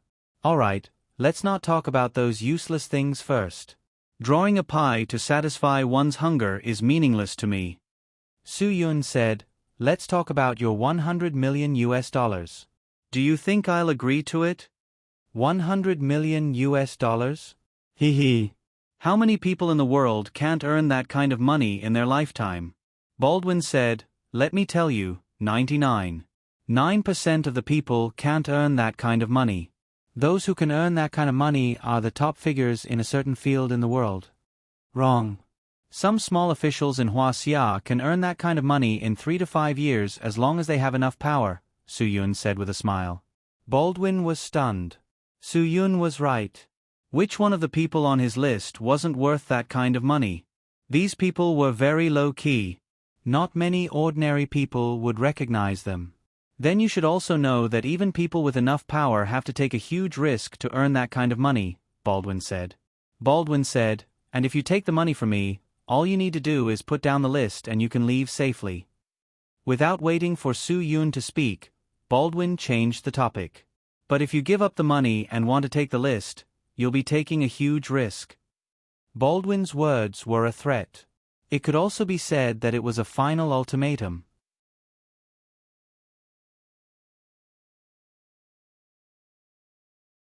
Chapter 3991. Well, how big is the risk? Su Yun asked. Do you want your woman to bear this risk with us? Su Yun's every word had a hint, which was very effective in stimulating Natasha. It would force Natasha's heart to constantly waver. In this situation where one's position was constantly wavering, it was easy for people to make irrational judgments. At least for Natasha, her heart was now on the verge of collapse. Any impulse would make her make a completely opposite choice. It was reasonable to say that from New York to Colombia, Natasha had tried her best to rescue Baldwin. She was extremely loyal. She should not make the wrong choice, let alone betray him. But at this critical moment, Baldwin did not dare to consider the problem according to common sense. If one were to consider the problem according to common sense, perhaps everything could be destroyed in an instant. Natasha, I won't give up on you, Baldwin said. Believe me, nothing will happen to you. I say, Baldwin, are you going to use your integrity as a guarantee again? I say, Baldwin, I found that you have been in contact with the trash in Huaxia for a long time. The way you talk and do things is very similar to the style of those trash. Lin Gu laughed disdainfully. Those in Huaxia's officialdom who like to guarantee with party spirit often have no party spirit at all. People like you who always like to guarantee or swear with your integrity must have no integrity at all. Baldwin's face was filled with anger. Su Yun and the others were determined to bewitch Natasha to be their shield. I ask you, Baldwin, what do you have to make her believe you? Lin Gu said. Although I only have one gun in my hand, I can make her realize that she is wrong to believe you in the next second. Natasha's face changed. Baldwin, you better remember that her life is now in my hands, not yours, Lin Gu said. So, you don't have to make any promises to her anymore. It's too fake. Baldwin's lie that he only wanted to appease Natasha was exposed, and he was completely embarrassed. It was at this moment that Natasha realized that Baldwin would never give up such a huge benefit for her. Natasha was worthless in Baldwin's eyes when it came to this list. But to Baldwin's life, the list was worthless. Baldwin would not hesitate to give up the list for the sake of his own life, but he would never give up the list for the sake of Natasha's life. He would never give up because of this, never. Boss, ever since the incident, everything I've done has been for your sake, Natasha said. You and I both know that. Natasha, I won't give up on you, Baldwin said. But now, I could die at any moment. Natasha smiled. At a time like this, I want to know how you will not give up on me.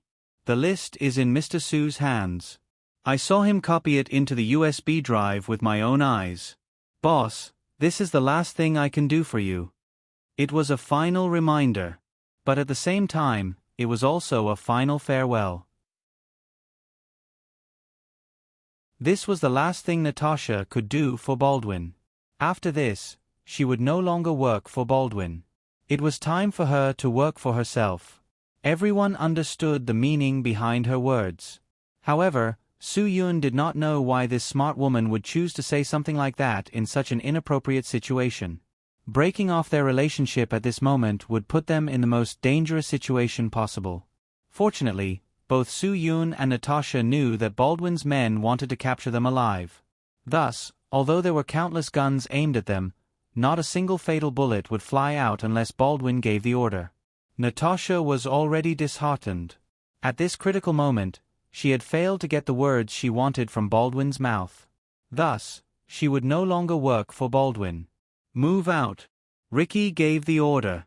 Baldwin retreated under the protection of tens of men. Hundreds of mercenaries swarmed forward. Because I don't trust you. However, I trust my own judgment. Su Yun suddenly threw 2 rings to Natasha. Natasha was stunned. This was the state of her email piercer after it was retracted. She did not expect Su Yun to bring it over for her. Brother, is this okay? Lin Gu was stunned. He thought that it would be fine to let Natasha go at this time. However, it was a little risky to give her a weapon. What if Natasha bit back at them at the crucial moment and played a dirty trick on them? A smart woman will understand. Su Yun smiled. Natasha and Baldwin had a knot in their hearts. This knot was one that could never be untied. This was especially true for Natasha. If Natasha still had a little bit of trust in Baldwin, she would not have said those words. Between people who trusted each other, a fierce falling out could be reconciled. However, a calm falling out could never be reversed. Some people did not know this, but some people knew it very well. Soo-yun was one of them. That was why he could see through Natasha's heart. He could see through Natasha's true thoughts. Ricky's mercenaries had already pounced on the three of them from all directions. Baldwin realized that the other party did not shoot Natasha. However, he could no longer shout for them to stop. He could only use all his strength to shout at the crowd, "Save her first." However, this last act of benevolence was worthless to Natasha. Although Lin Gu didn't fire the gun just now, it was the same as firing a gun. Moreover, this shot had completely killed the previous Natasha. Although Natasha did not want to die, her death had become a fact. When the mercenaries pounced on them, the two Amay piercers in Natasha's hands suddenly lit up. The woman who used to be by Baldwin's side was dead. At that moment, Natasha's heart was in a frenzy. She was furious. After calming down, her anger was like a storm that emerged from a calm sea. It caught people off guard and was exceptionally turbulent. There was a reason for Natasha's anger. She was not someone who would do such a crazy thing without a reason. She did not get what she wanted by Baldwin's side. That was why she was angry. After so many years, she did not even get Baldwin's respect for her life. She always thought that she had gotten everything. Baldwin had told her more than once that he would rather lose the world for her. He would lose everything. But now, for her, he was not even willing to lose a name list. He had even forgotten who had ensured his safety along the way. That was why he had the chance to fight back today. He had not thought about all of this. This was the reason why Natasha's heart finally collapsed. Natasha did not want to believe it. However, it was a fact. Baldwin was not willing to give up the name list for her life. He was not willing to give up the huge benefits that money laundering in Huaxia brought him. If Baldwin did not have this benefit, he would have completely collapsed. At most, Natasha could only complain and not be angry. However, it was different now. Baldwin did not have this benefit. He still had his empire, his New York City, and everything he had in Columbus. Baldwin did not lose all of this. Even if this matter would cause him great trouble, it was a problem that could be solved. She only had one life. If she died, she would die forever. Baldwin would rather she die than be troubled by those things. This kind of disappointment was not something that Natasha could explain with just a few words. She wanted revenge. The mentality of an avenger was often stimulated in an instant. This was the moment when the mercenaries pounced on them without a care for their own lives. It was also the moment when Natasha announced her death. Everything was over. Natasha's Amay piercer sent a mercenary flying in the blink of an eye. This was her declaration of her position at the moment. Soo-yun's face revealed a victorious smile. Sometimes, a woman's fickleness was very meaningful.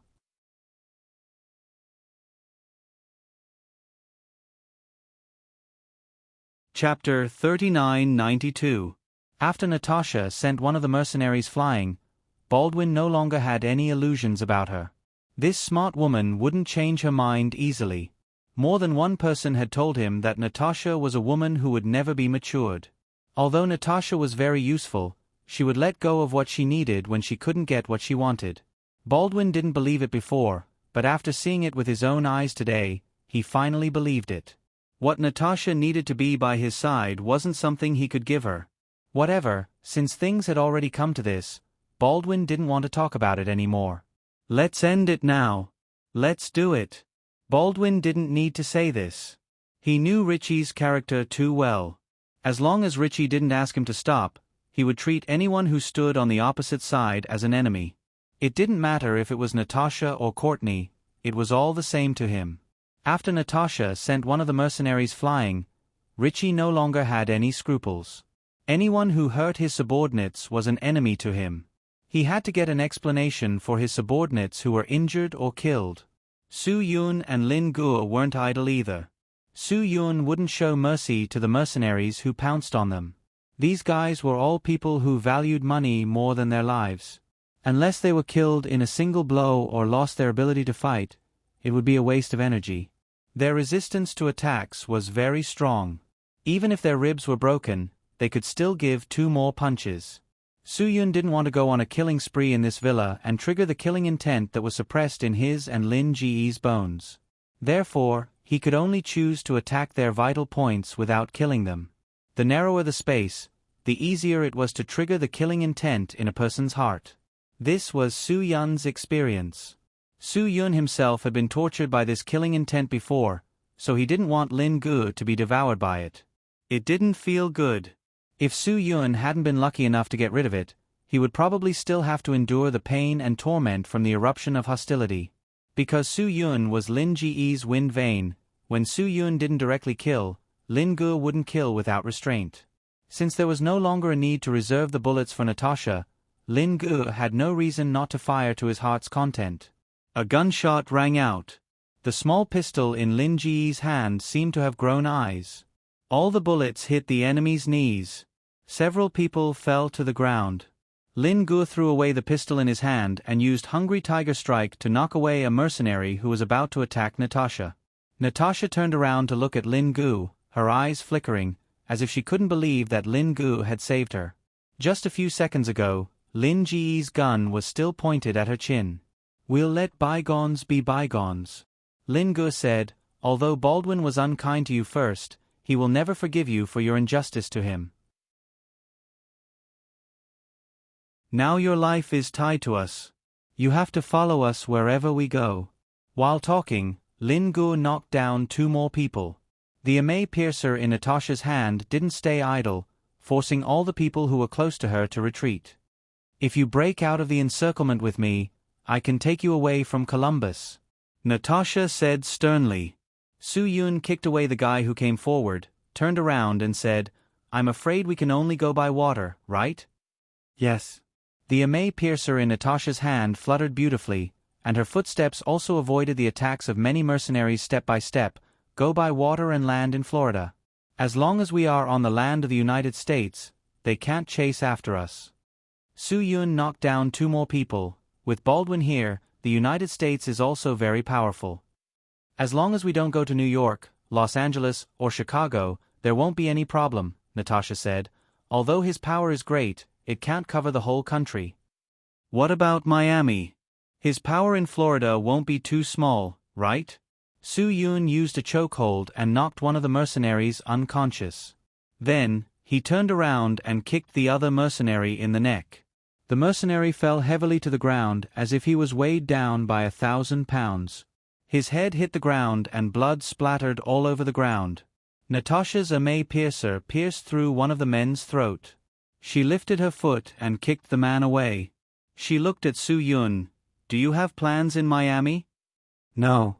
Su-yun certainly wouldn't tell her. Natasha wasn't a trustworthy person. Women were fickle. "Then why are you asking this?" While Natasha was distracted, someone came forward to give her a fatal blow. After she hurt Richie's men didn't go easy on her. Every move was fatal. They were even more ruthless than when they dealt with Su-yun and Lin Gu. In any case, Su-yun and Lin Gu were wanted alive by the boss, and Natasha didn't say anything. She betrayed Baldwin, so even if she didn't die, Baldwin wouldn't be able to convince the others. Therefore, even if Baldwin didn't want to, he had to kill her. He couldn't let it go. Fortunately, Lin Gu reacted in time. A coin flew out of his hand, and the man fell to the ground, holding his eyes and screaming in pain. "If you're not good enough, don't be distracted. Otherwise, we won't be able to count on you to show us the way out," Lin Gu said, and continued to kill the mercenaries. Natasha broke out in a cold sweat. She knew very well that now wasn't the time to be distracted. Florida was the first opening Baldwin opened when his drugs entered the United States. This sea route is full of his men. Even the police in Florida are working with him. Do you think he has a lot of power? Natasha stated a fact that was extremely unfavorable to them as she dealt with the enemies. You just said that it was only New York, Los Angeles, and Chicago. Now, there's Miami. Su Yun smiled bitterly. But no matter what, isn't this the only way out for us? Natasha sneered. Are you so sure that I'll take you with me? Without our help, a traitor like you won't be able to leave this place alive, right? Su Yun countered. Natasha snorted. I'm a traitor. He won't let me go. No matter where I am in the United States, I won't be able to escape. So, what's your condition? Su Yun asked. I'll help you leave Columbus and reach Miami safely. But then, no matter how you leave, you have to take me with you, Natasha said. That's my condition. That's a simple condition. Natasha stabbed another person to death. It'll only be simple if you agree to it. If you don't agree, it won't be simple no matter how simple it is. Su Yun smiled and broke a dozen bones in the person in front of him with his elbow and knee. He then turned to Natasha and made a deal. As long as we can reach Miami, we'll take you with us the same way. Deal. Lin Gu kicked another person and said, Brother, we're returning to the country. Are we really going to take her back? Natasha was stunned for a moment. You're going back to Huaxia? Yes, we're indeed going back to Huaxia. Su Yun said, You can go back with us. But after you go back with us, it's not up to me how the relevant authorities in our country deal with you. Natasha snorted. I'm a citizen of the United States. You can't do anything to me. Yes, we can't do anything to you, but we can deport you, Su Yun said. Then isn't it meaningless for me to go back with you? Natasha was a little angry. If she was deported, she wouldn't be able to escape from Baldwin. At this moment, she regretted her impulsive decision. Although this betrayal wasn't one-sided, Baldwin would never understand. I have a way to ensure that you won't be deported. Maybe you can even get a banner. Su Yun smiled and kicked the person in front of him away. The guy who was kicked away knocked the two people behind him to the ground. Natasha frowned and asked, What is it? Help the relevant authorities in Huaxia capture the people on the list. Help us testify against them, or create evidence of their crimes so that they have no way out, Su Yun said. Make it so that they can't justify their crimes. Natasha knew what Su Yun meant. Creating evidence of their crimes was nothing more than some recordings and photos. Natasha was close to Baldwin. She had seen all the money launderers on the list, and was quite familiar with some of them.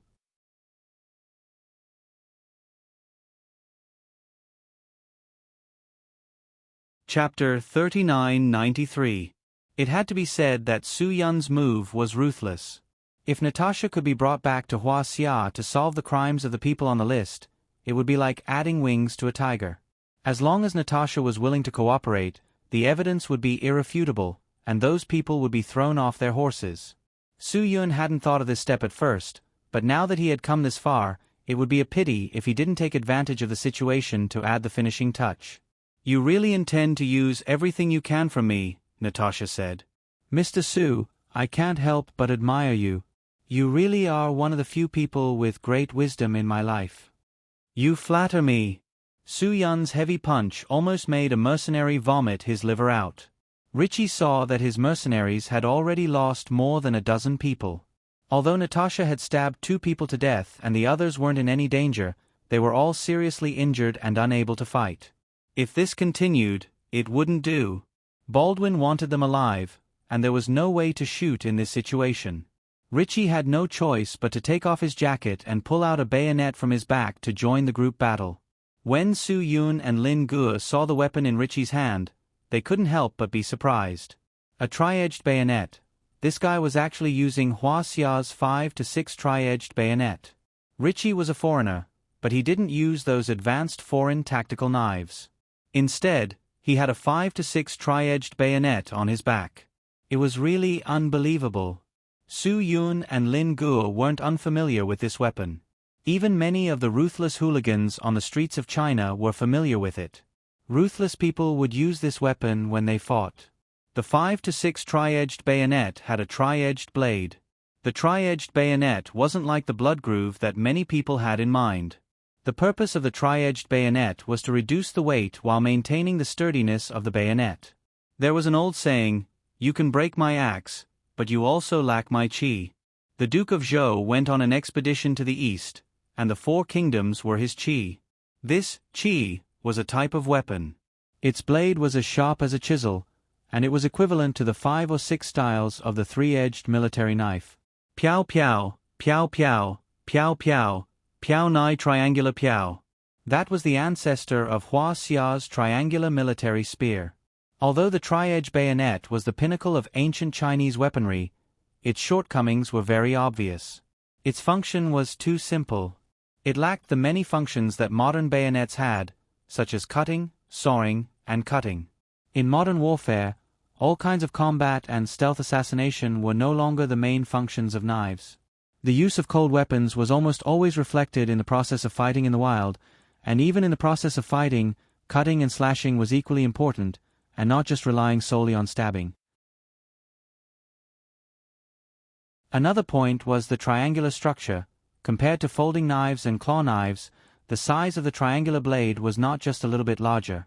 Therefore, in this day and age, unless one had a special interest in it, it could no longer satisfy the needs of modern warfare. Very few people would use it. At least, no one around Su Yun still used a tri-edged bayonet. However, if he really liked this thing and really knew how to play with it, then it was hard to say. The weakness of the tri-edged bayonet was obvious, but its lethality was also quite terrifying. The advantages of fighting in a duel were also very clear. The blood groove on the bayonet, other than bleeding, was more important for the next movement. When the triangular blade pierced into a person's body, the blood would be discharged along with the blood groove. When the muscles contracted, they would not be able to stick to the surface of the bayonet and would not attract the bayonet. This way, the bayonet could be calmly pulled out from the body to move on to the next movement. This was also why all kinds of weapons needed blood grooves. If there was no blood groove, the human body would contract violently due to blood pressure and muscles, and the blade would be wrapped in the person's muscles, and it would not be as satisfying as pulling out the bayonet. Another point was that the wound caused by the triangular blade was generally a square hole, and the sides of the wound could not be squeezed together to achieve a certain degree of hemostasis and healing. Moreover, this kind of wound could not be bandaged. Therefore, Su Yun and the others had to be careful. This thing was not like a knife wound that could be bandaged, but a stab wound would be troublesome. What was even more frightening was that after the bayonet pierced into the body, it would spin the blade and cause a large area of tissue damage. If there were ruptured tendons or blood vessels inside the body, suturing would be futile. Therefore, the death rate of the triangular blade was very, very high, unless they immediately went to a modern hospital for timely rescue. But in this kind of situation, would Su Yun and the others have the chance to do so? Therefore, the triangular blade gave them a lot of pressure in their hearts. They absolutely could not be stabbed, absolutely not. Richie made his move, and everyone retreated. The bayonet in Richie's hand shone with a cold light, and it was intimidating. It seemed that all the mercenaries present had seen the power of Richie's bayonet. They all became silent, and there was excitement and fear in their eyes. What era are we in now, still playing with bayonets? Su Yun smiled and said, I didn't expect our Hua Xia's weapons to be so advanced. Something from 5 or 6 years ago can still be used as a melee weapon by a mercenary group leader. Richie sneered. Don't underestimate his weapon. Natasha frowned and said, Richie's bayonet is superb. No matter how superb it is, it's still a bayonet. I'm not afraid of your Amei twin bayonets either. Lin Gu said disdainfully. Su Yun said indifferently, I really didn't expect our Hua Xia's weapons to be so popular here. Your Amei twin bayonets already shocked me, and he actually used a triangular blade. Natasha reminded Su Yun again seriously, since it's your Hua Xia's weapon, you should know the power of your Hua Xia's weapon. I know, but I know even more clearly that this kind of thing is almost obsolete now. Su Yun said. The triangular blade is a killing weapon. After it pierces the body, it will quickly draw air into the body through the blood vessels. The air will form an air plug in the body and block the blood vessels. Natasha's voice carried a bit of fear, It only needs to pierce 3 inches into any part of the body to kill the opponent instantly. Wait a minute. Su Yun said, "You've watched too many movies, haven't you? Some of the knowledge in the movies isn't completely correct. The blood vessels can quickly draw air into the body. It forms an air plug in the body and blocks the blood vessels." Natasha was stunned. She had indeed learned about this from watching a movie about a martial arts superstar in Huaxia. "You might not know much about air embolism." Su Yun said, "Even if there's a blood vessel, the air injected into the wound will be expelled along with the blood. Death from air embolism isn't as fast as you think." "Fine, even if you're right, you should at least know what kind of trouble it is to be stabbed by a bayonet, right?" Natasha didn't argue with Su Yun on this issue. Richie had already led the second wave of mercenaries to surround them. Su Yun nodded. "Yes, I know very well what will happen if I'm stabbed by a bayonet, so I definitely won't let myself be stabbed." Natasha was stunned. Su Yun's confidence made her feel that he was too arrogant. However, this was definitely not arrogance. In the instant that Richie attacked Su Yun, the powerful pressure within Su Yun's body completely exploded. It had to be known that Su Yun was a peak-level expert in the Earth-Profound realm. Moreover, he was someone who could break through to the Sky-Profound realm at any time. The pressure that his body produced was definitely not something that an ordinary person could withstand. This kind of enormous pressure was definitely not something that an ordinary person could withstand. A few of the mercenaries were shocked by the first wave of pressure and fell to their knees with a plop. The situation of the battle changed in the blink of an eye. Su Yun had been waiting for this opportunity for a long time. He and Lin Gu had been suppressing their strength for a long time in order to wait for Richie to make his move. Su Yun would immediately control Richie and use his pressure to suppress the mercenaries, forcing them to throw away their weapons. This bought time would be the best opportunity for Su Yun and the others to rush out. Once Richie was controlled and unable to give orders, the mercenaries would be like a group of dragons without a leader and wouldn't dare to fire rashly. Even if Baldwin gave the order, these people would definitely hesitate out of fear for Richie's safety. After all, in Colombia, everyone followed Richie's lead. Baldwin rarely came here, so it was normal for the mercenaries here to feel unfamiliar with him.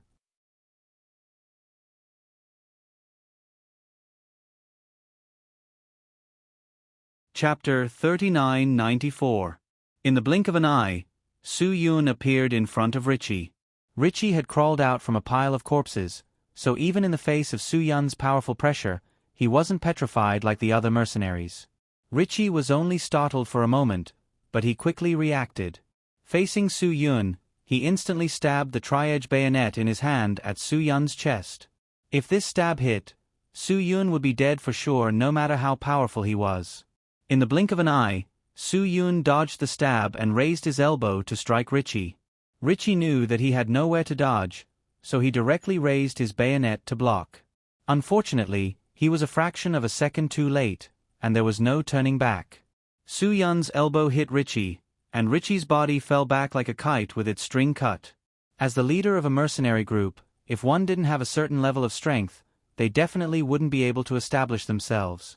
However, Richie was at most a peak grandmaster, and Su Yun's strength was far above his. Previously, Su Yun and Lin Gu had been restraining their strength in order to not let Richie notice. If Richie had realized Su Yun and Lin Ji's strength from the beginning, he would have probably ordered all his subordinates to open fire. If he wanted to defeat an opponent of Su Yun's strength, he would probably have to gamble on whether a hail of bullets could kill him. There was probably no other way to solve this problem. Richie's strength couldn't even deal with Lin Gu, let alone Su Yun. When Richie realized that he was no match for Su Yun, he immediately ordered his subordinates to open fire. Unfortunately, just as he was about to open his mouth, Su Yun pressed a hand over his mouth and slammed his head viciously into the ground. Blood flowed from Ricky's head, and he swallowed all of the words that he was about to say. At this time, the mercenaries with a certain level of resistance had also adapted to Su Yun's terrifying pressure that was slowly dissipating. However, when they saw Richie's head being slammed into the ground, they were stunned once more. They had never encountered such a situation before. Baldwin's mercenary group was indeed very powerful, but this mercenary group also relied on Ricky's command. Without Ricky's command, they wouldn't know how to deal with the situation. Perhaps this was the side effect of Richie's forceful methods.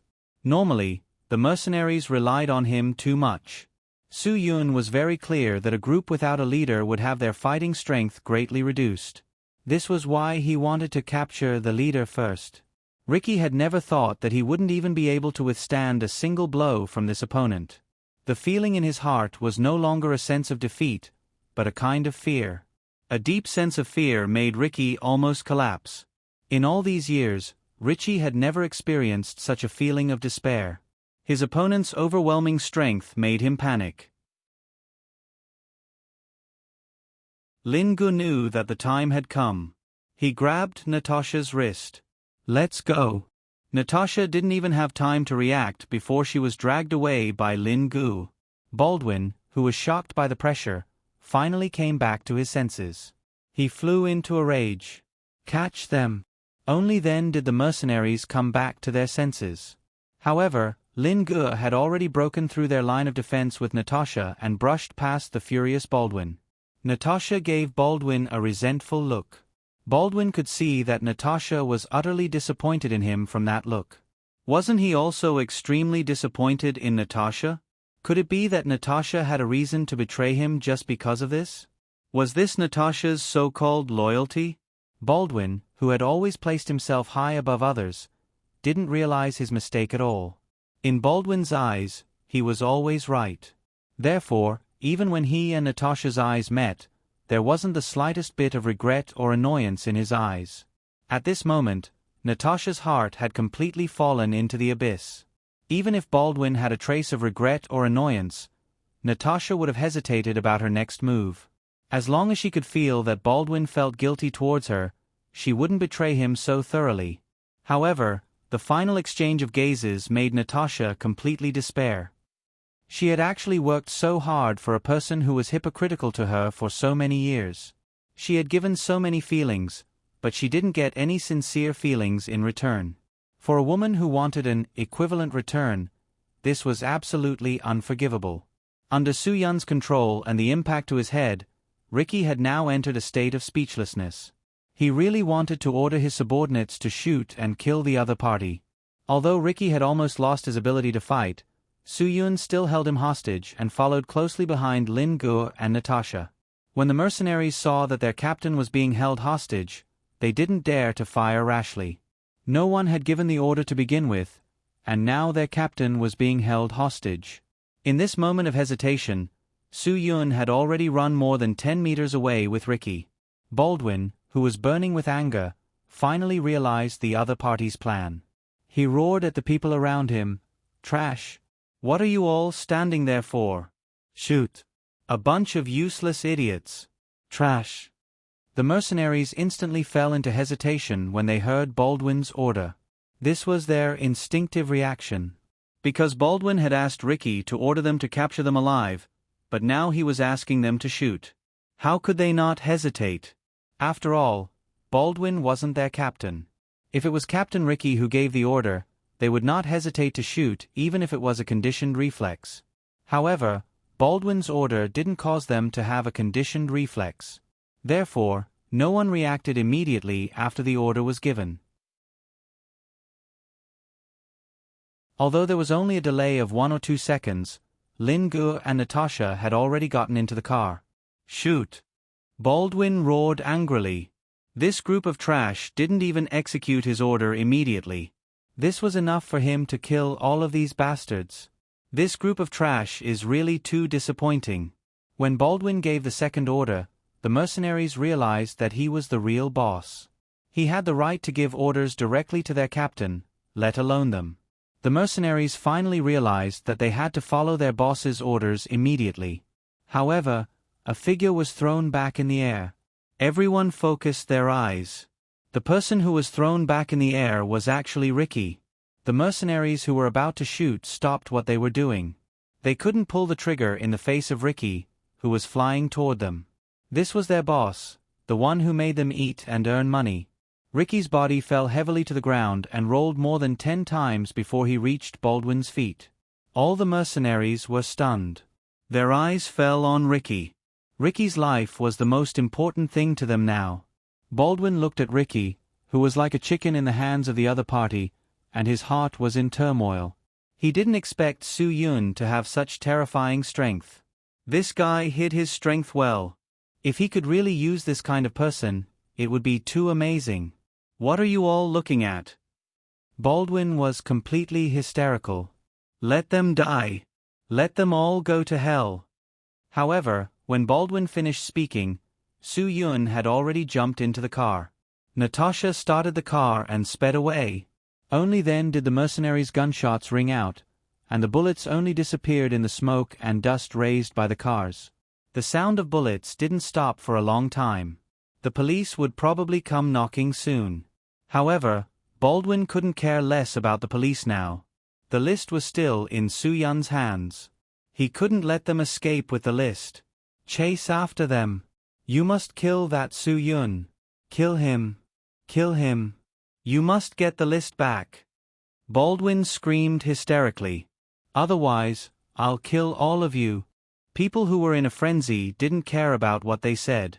When the mercenaries saw that Baldwin wasn't worried about Ricky's life, they were already a little resentful. Now that he said such words, they were even more resentful. However, as mercenaries, they wouldn't say anything even if they had resentment in their hearts. However, their resentment was expressed in their actions. Although they were all listening to Baldwin's orders, they weren't as swift and decisive as when Ricky gave them orders. Without swift and decisive action, they naturally lost the initiative.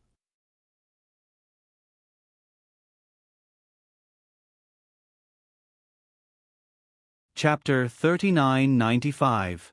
Although Natasha and Baldwin did not spend much time in Columbus over the years, they spent a long time here in their early years. Columbus's economic development was not fast, and it could not be compared with Huaxia, which was constantly changing.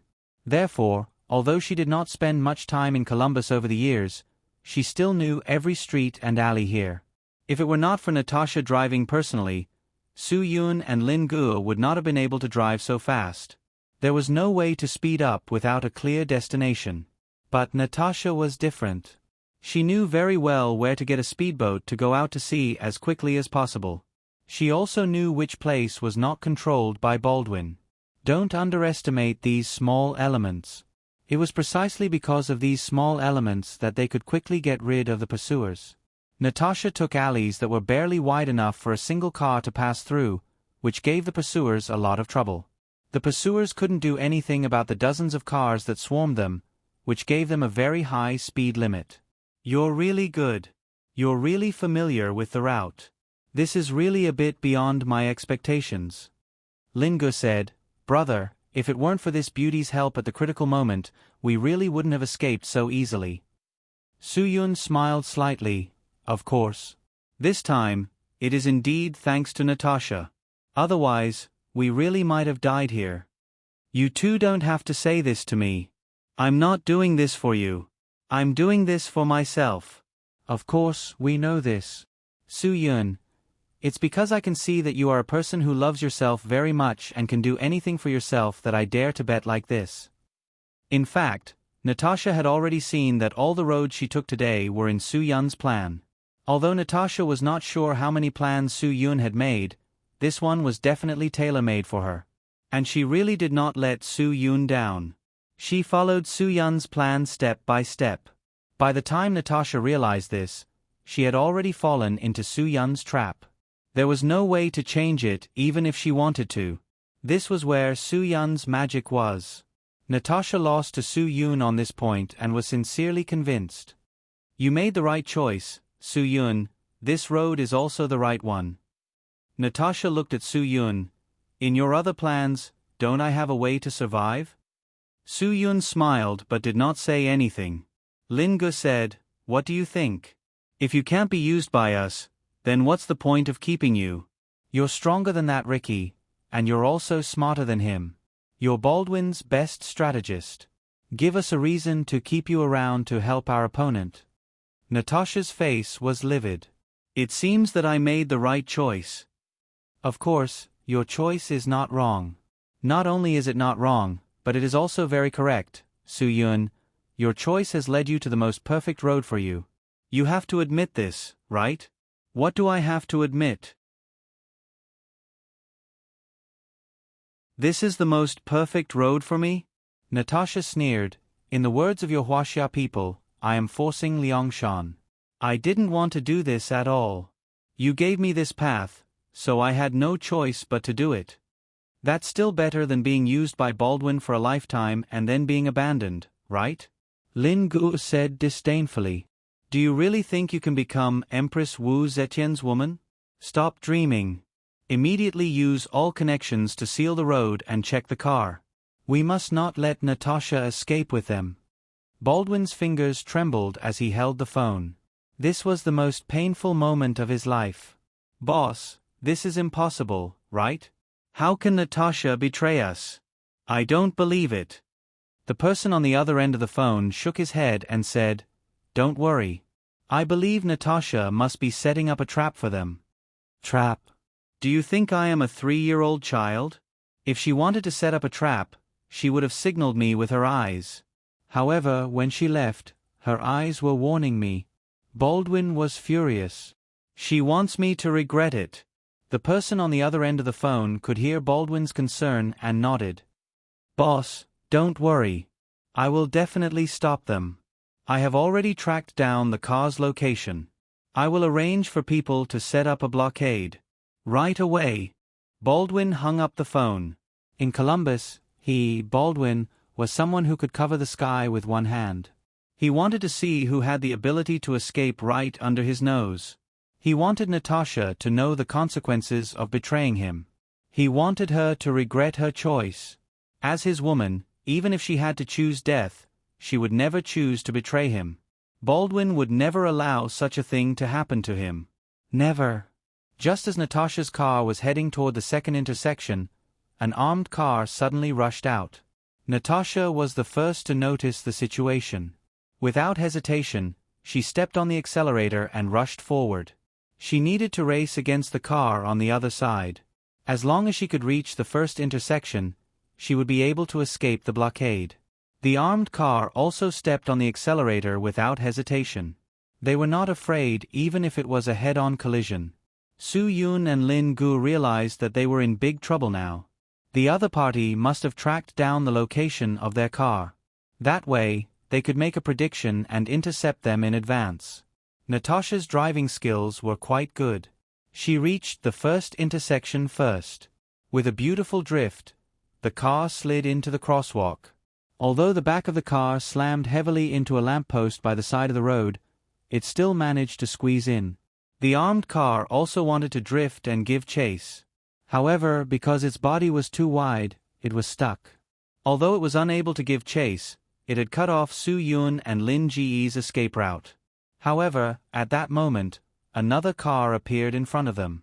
It was also charging toward them without any hesitation. Natasha cursed.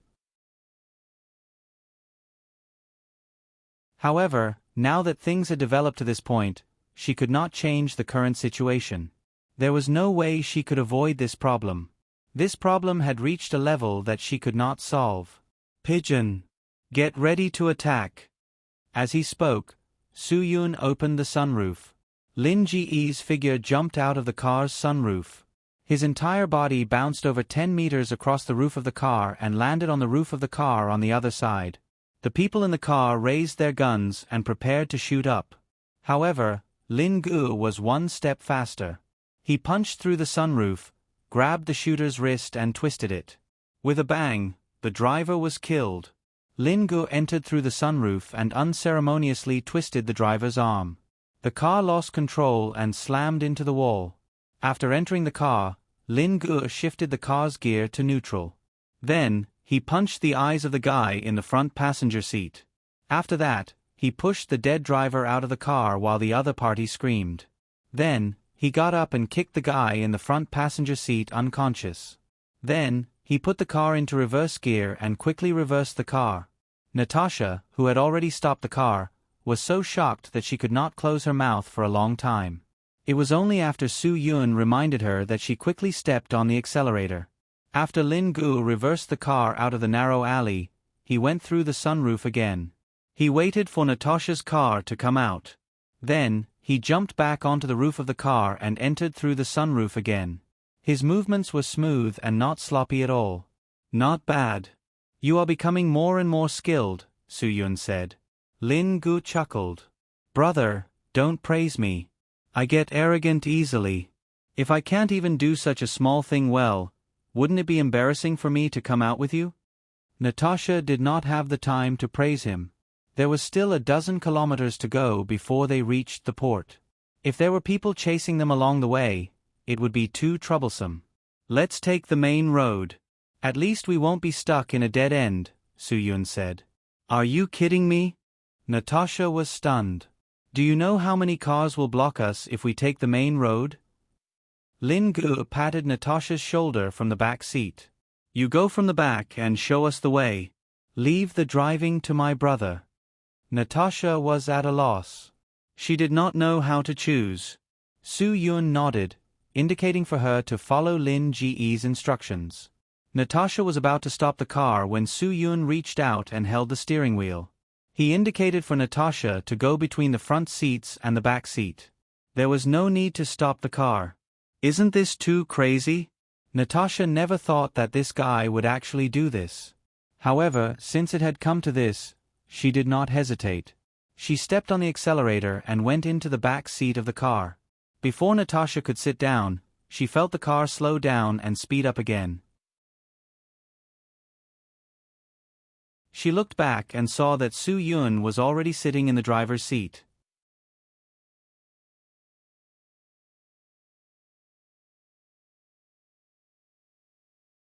Chapter 3996. No matter how good a female racer's skills were, they couldn't beat a man. The world's top racers were all men. Schumacher, Raikkonen, Alonso, these male appliances were all men. Ferrari, McLaren, and other powerhouse racing teams would spend a lot of money to compete for these men who could achieve top speed. What did this mean? Men had a special talent in this area. When a racing movie was released, there would definitely be more men than women in the cinema. There weren't many movies that gay friends could watch together, but racing movies were definitely the best choice for gay friends to watch together. As long as there was the right environment and the right opportunity, men would not hesitate to choose a racing battle. In this kind of speed and passion, men would forget the stitches on their foreheads, the welded seams on the door, and even the broken speedometer on the traffic police. Their left foot stepped on the right foot, and their right foot stepped on the accelerator, vowing to leave this world in the rearview mirror of the Guamao Road at 7 o'clock in the evening. Injecting more nitrogen into a sports car was the same as producing more male hormones, making people unable to extricate themselves. Why were there female models in low-cut dresses at car shows? Because car shows didn't allow cars to start the motor, otherwise it would be stuffy. The founder of the Futurist School once said that the world had become more glorious and magnificent due to a new kind of beauty, and this beauty was the beauty of speed. When they drove onto the main road, the chasing team arranged by Baldwin could be described as dazzling. We are simply walking into a trap. Natasha lost her confidence when she saw so many opponents' cars. Su Yun turned up the volume of the car's stereo. The sound quality of this 10-year-old Lexus LS600HL was still very pleasing to the ears. Although this car had been in service for 10 years, it still radiated vitality under Su Yun's feet today. Even though this was an executive-class car, it looked mature and steady, and it was a hybrid car, so normal people would not be interested in it. But Su Yun knew that although this car was a hybrid, it was still a 5.0 displacement V8 engine. Although the maximum power of 290 kilowatts and the maximum torque of 520 Newton-meters were not eye-catching in the present 10 years later, it was more than enough to drive this car. Combined with an electric motor with a power output of 165 kilowatts and a torque of 300 Newton-meters, the car could exceed 100 kilometers in 6 or 7 seconds if it accelerated at full speed. It was very good for an executive-class car to have this data. After Su Yun turned on the sport mode, such a car with high transmission efficiency and good ride quality could be directly transformed into a racing car. Although their appearance was noticed by many of Baldwin's men on the spot, Su-yun stepped on the accelerator and disappeared into the fork in the road. The music coming from the car had also disappeared. In the next 5 minutes, Natasha could only hear the sound of the engine and the friction of the tires on the ground. It was her first time sitting in a car. She raised her hand and grabbed the handle above the car door. The way Su-yun drifted and turned without even stepping on the brakes really made her fearful. She was worried that the car would overturn in the next minute, flip a few times, and then be done for. After all, this was an executive-class car, not a sports car used for racing and drifting. However, Su-yun had driven this car into the style of a sports car. Additionally, they were on the main road, rushing out under the watchful eyes of Baldwin's pursuers. The cars that wanted to chase after Su-yun were all smashed away by Su-yun. "How are we going to go? Which intersection do we need to turn at? Where do we turn?" "You better tell us in advance," Lingu said. "Don't tell us when the time comes. We won't be able to react in time." Natasha quickly looked out the window. Enduring the dizziness brought about by the speed, she was finally able to determine her position. Turn left at the third intersection in front. At that moment, Natasha could only rely on her own familiarity with the area. Su-yun was currently traveling at 200 to 300 kilometers per hour. In the blink of an eye, they had passed through the second intersection and arrived at the third intersection. Sharp turns, drifts, skids to a stop, accelerates. The series of actions was like moving clouds and flowing water. "Keep going straight. When you see the red building, turn right. Then, at the three-way intersection, choose the intersection on the right.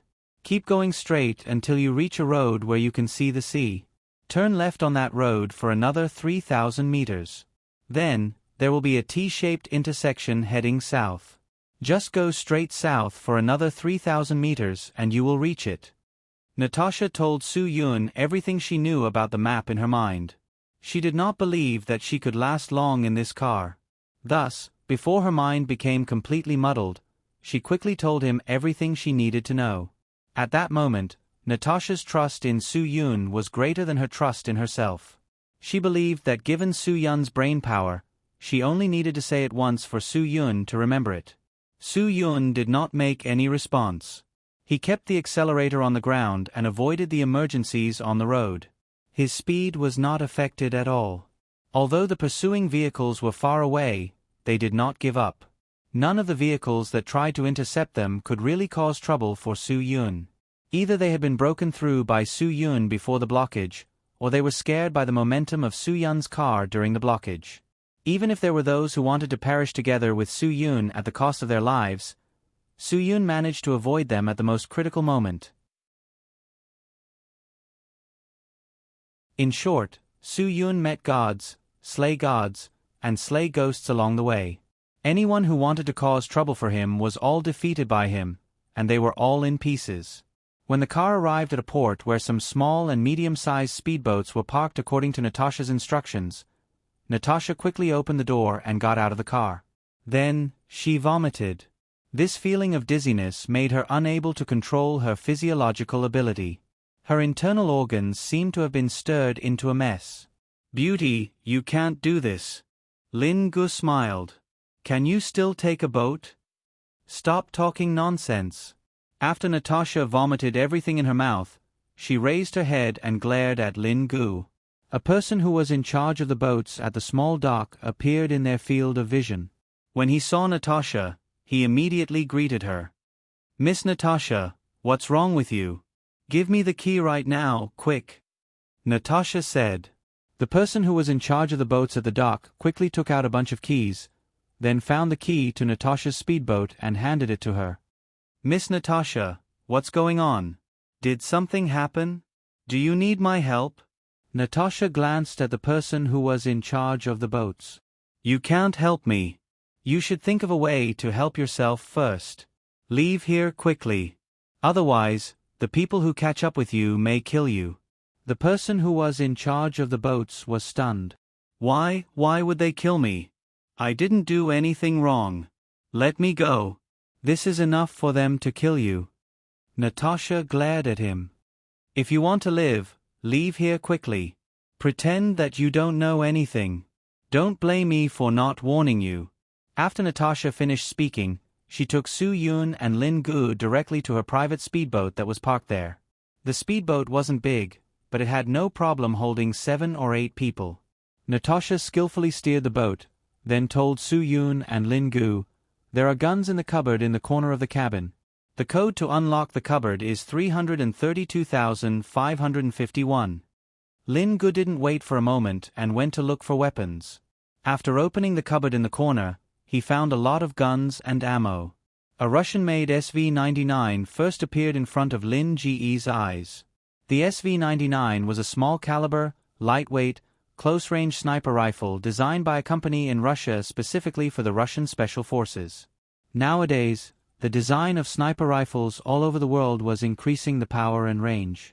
A sniper rifle like the SV-99 that used .22 LR bullets was simply going against the natural order of things.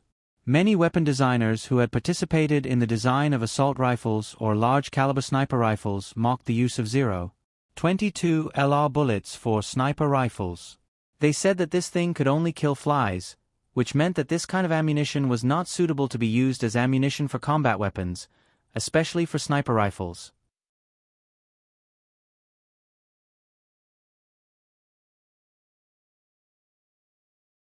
Chapter 3997. A sniper rifle should be able to deal fatal damage to the opponent from a long distance. That's what a sniper rifle is. What's with this small-caliber Russian-made SV-99? It's simply an oddity in the sniper world. Brother, look, there's actually a Russian-made SV-99 sniper rifle here. This is a joke. Lin Gu said with a face full of shock. Su Yun looked at it and smiled. I said that Natasha is a smart woman. Looks like she's smarter than we thought. Her understanding of weapons might be far better than yours. Lin Gu was a little unhappy. Brother, I don't know much about weapons in the first place. My old man raised me from the beginning with the intention of sending me to Huaxia. Why do I need to learn so much about weapons? Guns are banned in Huaxia. Su Yun nodded. Of course I know what your old man is thinking. But then again, brother, even if I don't know much about weapons, I've taken theory classes. This small-caliber sniper rifle.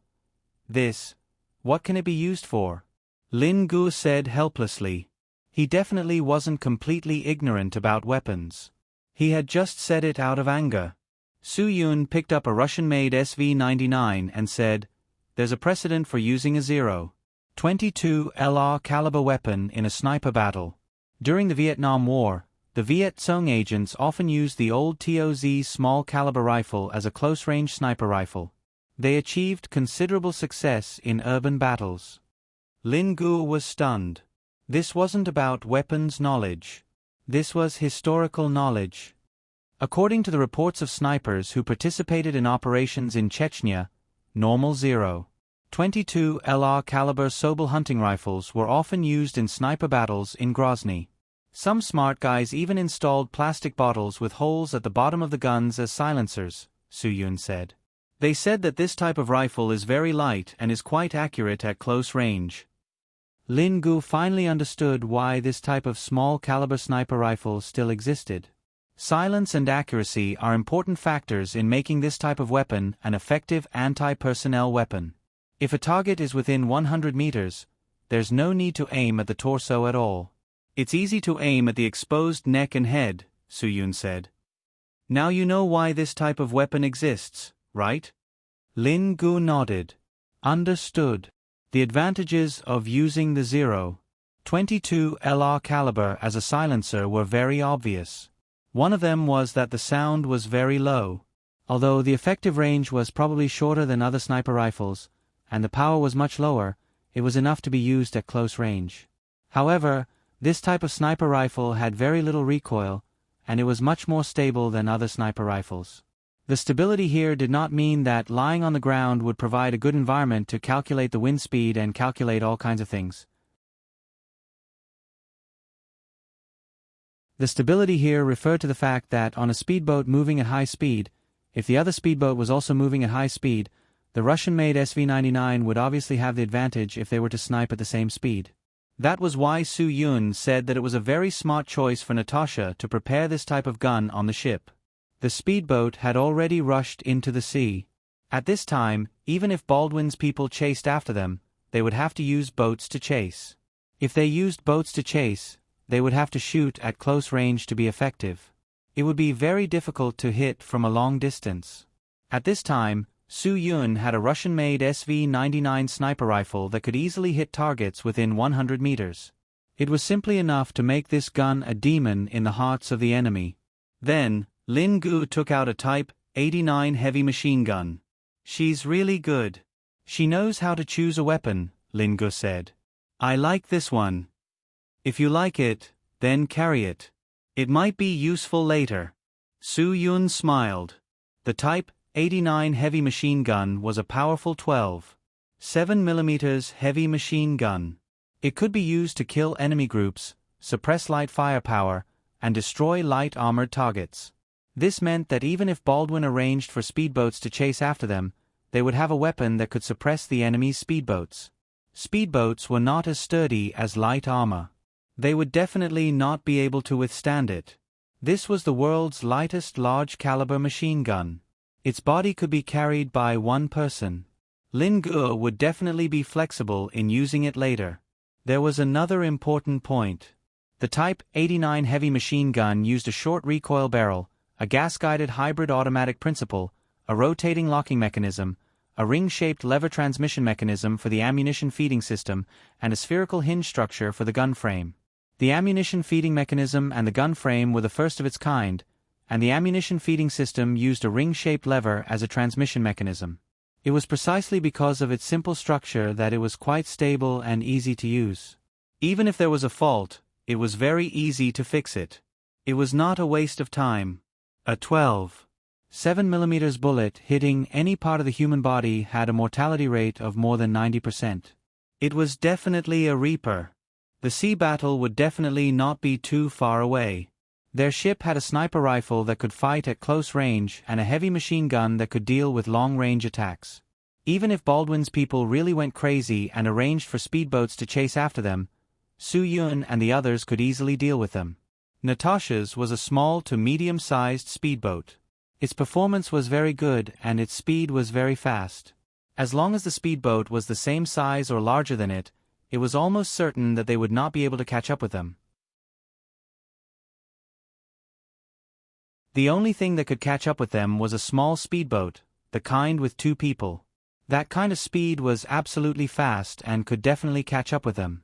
At this time, Su Yun and the others had a highly stable sniper rifle and a heavy machine gun with great lethality. What was there to be afraid of? Then, he would definitely sink every ship that came his way. Natasha would not be distracted by other things now. She had to make sure that the speedboat entered a safe route as soon as possible. This safe route could avoid the coast guard of the UA Empire. It was a route that Baldwin had managed to protect with great difficulty for many years. Natasha did not want to end up in a situation where there was a wolf in front and a tiger behind. That would be really uncomfortable. So, when choosing the route, Natasha had to be cautious. At this time, one wrong step could lead to many wrong steps. Lin Gu took out the heavy machine gun and prepared the bullets. He found a spot on the boat where he could fire 360 degrees and set up the heavy machine gun. You're quite good at choosing weapons. My brother praised you, Lin Gu said. These 2 weapons are very suitable for fighting on the sea. That's good, Natasha said. It's good that you like them. Since you think the weapons are not a problem, then I'll leave everything on the sea to you. If you can get rid of all the tails and dangers on the sea, we'll win. You don't have to tell me that, Lin Gu said. Natasha reminded Lin Gu, hoping that he would not forget her role. You're responsible for getting rid of the tails. I'm responsible for finding a safe route to take you to the UA Empire and land in Florida. So, everyone's role is very important. Lin Gu understood the meaning of Natasha's words. He nodded and said, Yes, yes, yes. You've contributed a lot. We need you very much. Since you know it yourself, then find a good route. Don't make a mistake. I don't want to deal with the hungry wolf in front of me after dealing with the tiger behind us. At this time, Su Yun also came out of the cabin with a gun. It's not a wolf in front of us. It's the UA Coast Guard. If we want to leave the UA Empire after landing without any trouble, it's best not to provoke the Coast Guard. Once we provoke them, I'm afraid it'll be difficult for us to fly in Miami. Lin Gu nodded, and his expression became serious. Natasha frowned. If this was the case, she would have to bear a greater responsibility. However, if she could take revenge on Su Yun and the others at this time, wouldn't it be good? Who asked these two guys to put her in this situation? Natasha, you'd better remember that we are tied together. Su Yun smiled. If the boat capsizes, everyone will fall into the water together. No one can escape the fate of getting wet, so I hope you can pay more attention. Don't capsize the boat. Natasha could hear that Su Yun was reminding her. I know, Natasha said lightly. You just need to care about what you should care about. Then I'll leave it to you. After Su Yun finished speaking, he glanced at Lin Gu, indicating that Lin Gu should not disturb her to determine the route. This was really a very important matter.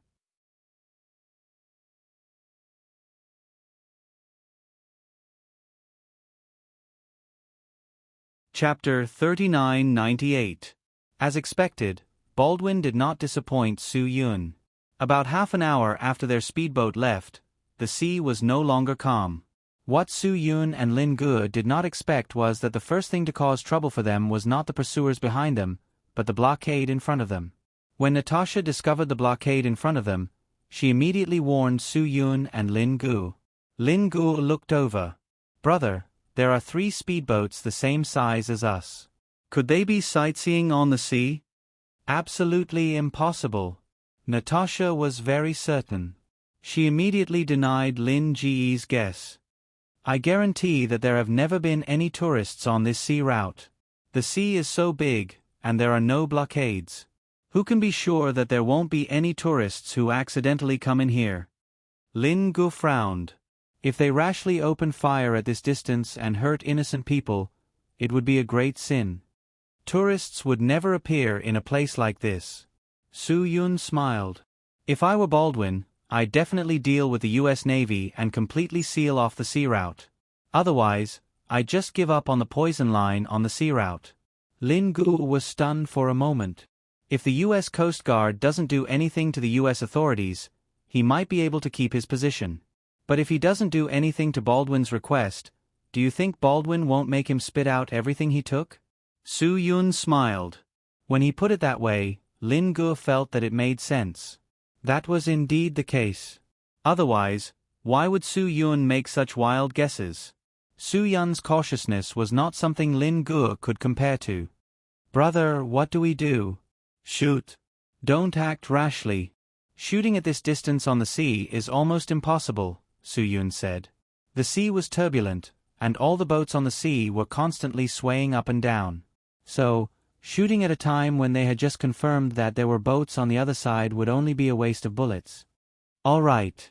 Although Lin Gu said so, he was already prepared to shoot. As long as Su Yun opened his mouth, he would definitely shoot without hesitation. Su Yun quickly found the high vantage point of the speedboat and prepared to snipe. The sniper rifle was equipped with a 4x34 optical scope that was fixed by a traditional Western swallowtail slot. It was a sniper rifle that could adapt to any type of optical scope. At this distance, Su Yun could clearly identify the people on the 3 speedboats through the scope. Just as Su Yun confirmed the personnel of the first ship, the faint sound of a sniper rifle could be heard amidst the sea breeze. Su Yun's sharp hearing even caught the slight sound of a bullet tearing through the air as it flew past his ear. The enemy had a sniper rifle. Moreover, they had already discovered Su Yun and were preparing to snipe him. If that was the case, Baldwin was not prepared to let them live. As long as the name list was not taken away by a living person, he would do whatever it took to solve the problem. And now, even Baldwin himself had boarded the ship. Even if he chased them to the ends of the earth, Baldwin would have to kill all three of them to vent the hatred in his heart. Su Yun knew that there was no time to wait for the two ships to get closer. The enemy had already opened fire just now. If it were not for the instability of the sea, the bullet that brushed past his shoulder would have taken his life. "Brother!" They opened fire. Lin Gu roared. "Suppressive fire." Su Yun gave Lin Gu an order. Lin Gu did not hesitate to pull the trigger.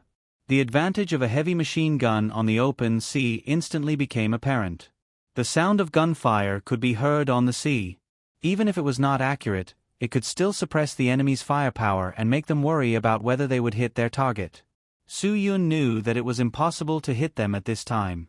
He could only shoot at the location of the fuel tank. However, Su Yun could not determine the location of the fuel tank of such a medium-sized ship. After all, it was not like the location of the fuel tank of a small yacht, where it was almost always in the same place. The location of the fuel tank of such a medium-sized yacht was not certain. However, there was one thing that Su Yun could be sure of. The fuel tank must be near the power control system and the engine. The engine and water turbine should be close to each other. It must be about 3 meters behind the bow of the ship. Su Yun could not be sure about this. He could only make a wild guess. Bang! Su Yun pulled the trigger and the bullet flew out. With a clang, it hit the hull of the enemy ship. However, the ship did not react at all. Su Yun did not dare to delay. He immediately moved the shooting target slightly and pulled the trigger again. Bang! After a gunshot, the opposite ship exploded in the next second. Boom! This explosion also affected the other two ships, causing them to be in a complete mess. No one expected Su Yun to use a sniper rifle to blow up a medium-sized speedboat. With the experience, Su Yun once again aimed at the other ship. When the other ship had just calmed down slightly, Su Yun pulled the trigger again. This time, he hit the target's fuel tank with one shot. With a bang, a huge explosion once again lit up the sea with red light. The third ship did not hesitate to turn around and escape. They suspected that the other party had used an invisible RPG. Otherwise, how could they be so easily destroyed? No one wanted to die in such a damned place. If they died in such a place, they could only sink to the bottom of the sea and feed the sharks. Lin Gu and Natasha were really convinced. Su Yun's level was really not ordinary. The other party wanted to escape. Su Yun did not hesitate and shot again. Although he did not hit, Su Yun did not lose confidence. He did not hesitate to shoot again. However, the other party's ship still did not suffer any damage. After 5 bullets were emptied, Su Yun removed the magazine and took out a spare clip from his pocket to replace it. At this moment, the other party had turned around. From this position, Su Yun could only hit some parts of the ship's stern. He was afraid that he could not blow up the ship anymore. The other party seemed to have realized something and did not hesitate to shoot back. Bullets flew all over the sky. "Turn the ship around and retreat," Su Yun ordered. He had to let the other party feel that they were preparing to escape. This way, the other party would chase after them and give Su Yun a new opportunity to shoot. Natasha was now completely under Su Yun's command. Without hesitation, she turned the ship around and fled. The other party immediately began to counterattack. They judged that Su Yun had lost a fatal weapon. When the opponent's foolish commander made such a decision, Su Yun once again readied himself to snipe. Before the enemy ship could completely turn around and prepare to pursue with all its might, Su Yun's bullets were fired out one after another. Su Yun did not want to miss this game of regaining what he had lost, so he fired 3 consecutive shots. When he pulled the trigger for the 3rd time, the other party's last ship had already exploded. Shooting the other party's ships one after another was the greatest motivation for Natasha. She once again controlled the ship to find a route and was ready to accelerate at full speed. However, after being delayed by the other party for a while, countless small speedboats had already caught up to them. "Brother, they're here," Lin Gu said. Su Yun reloaded the magazine and reloaded the 2 used magazines. "I'll leave these to you. The target is moving too fast." I'm not that good at shooting. Lin Gu took a deep breath and made an okay gesture. When the dozens of small speedboats entered their shooting range, Lin Ji's heavy machine gun started firing endlessly without hesitation. A dense barrage of bullets flew towards the vast sea like an inescapable net. More than a dozen people were shot and fell into the water. The small speedboats that had lost control either capsized or exploded. It was as if a huge firework had been set off on the surface of the sea. The sound of explosions and the light from the flames reflected a red glow on the horizon. Lin Gu was also glowing with excitement. The more he fired, the more energetic he became. His bullets kept running out and reloading. The heavy machine gun suppressed the other party completely. None of the small speedboats could get close to Su Yun and the others. None of the small speedboats could get within 100 meters of them. If it were not for a few people who reacted quickly and escaped in time, this group of people would have been wiped out. Lin Gu was having a good time firing. Keep it up. I have plenty of bullets. Let's see if I can feed all of you idiots until you're full. Your master is such a coward. He told you to come out and die, but you're still coming one after another. Your IQ is worrying.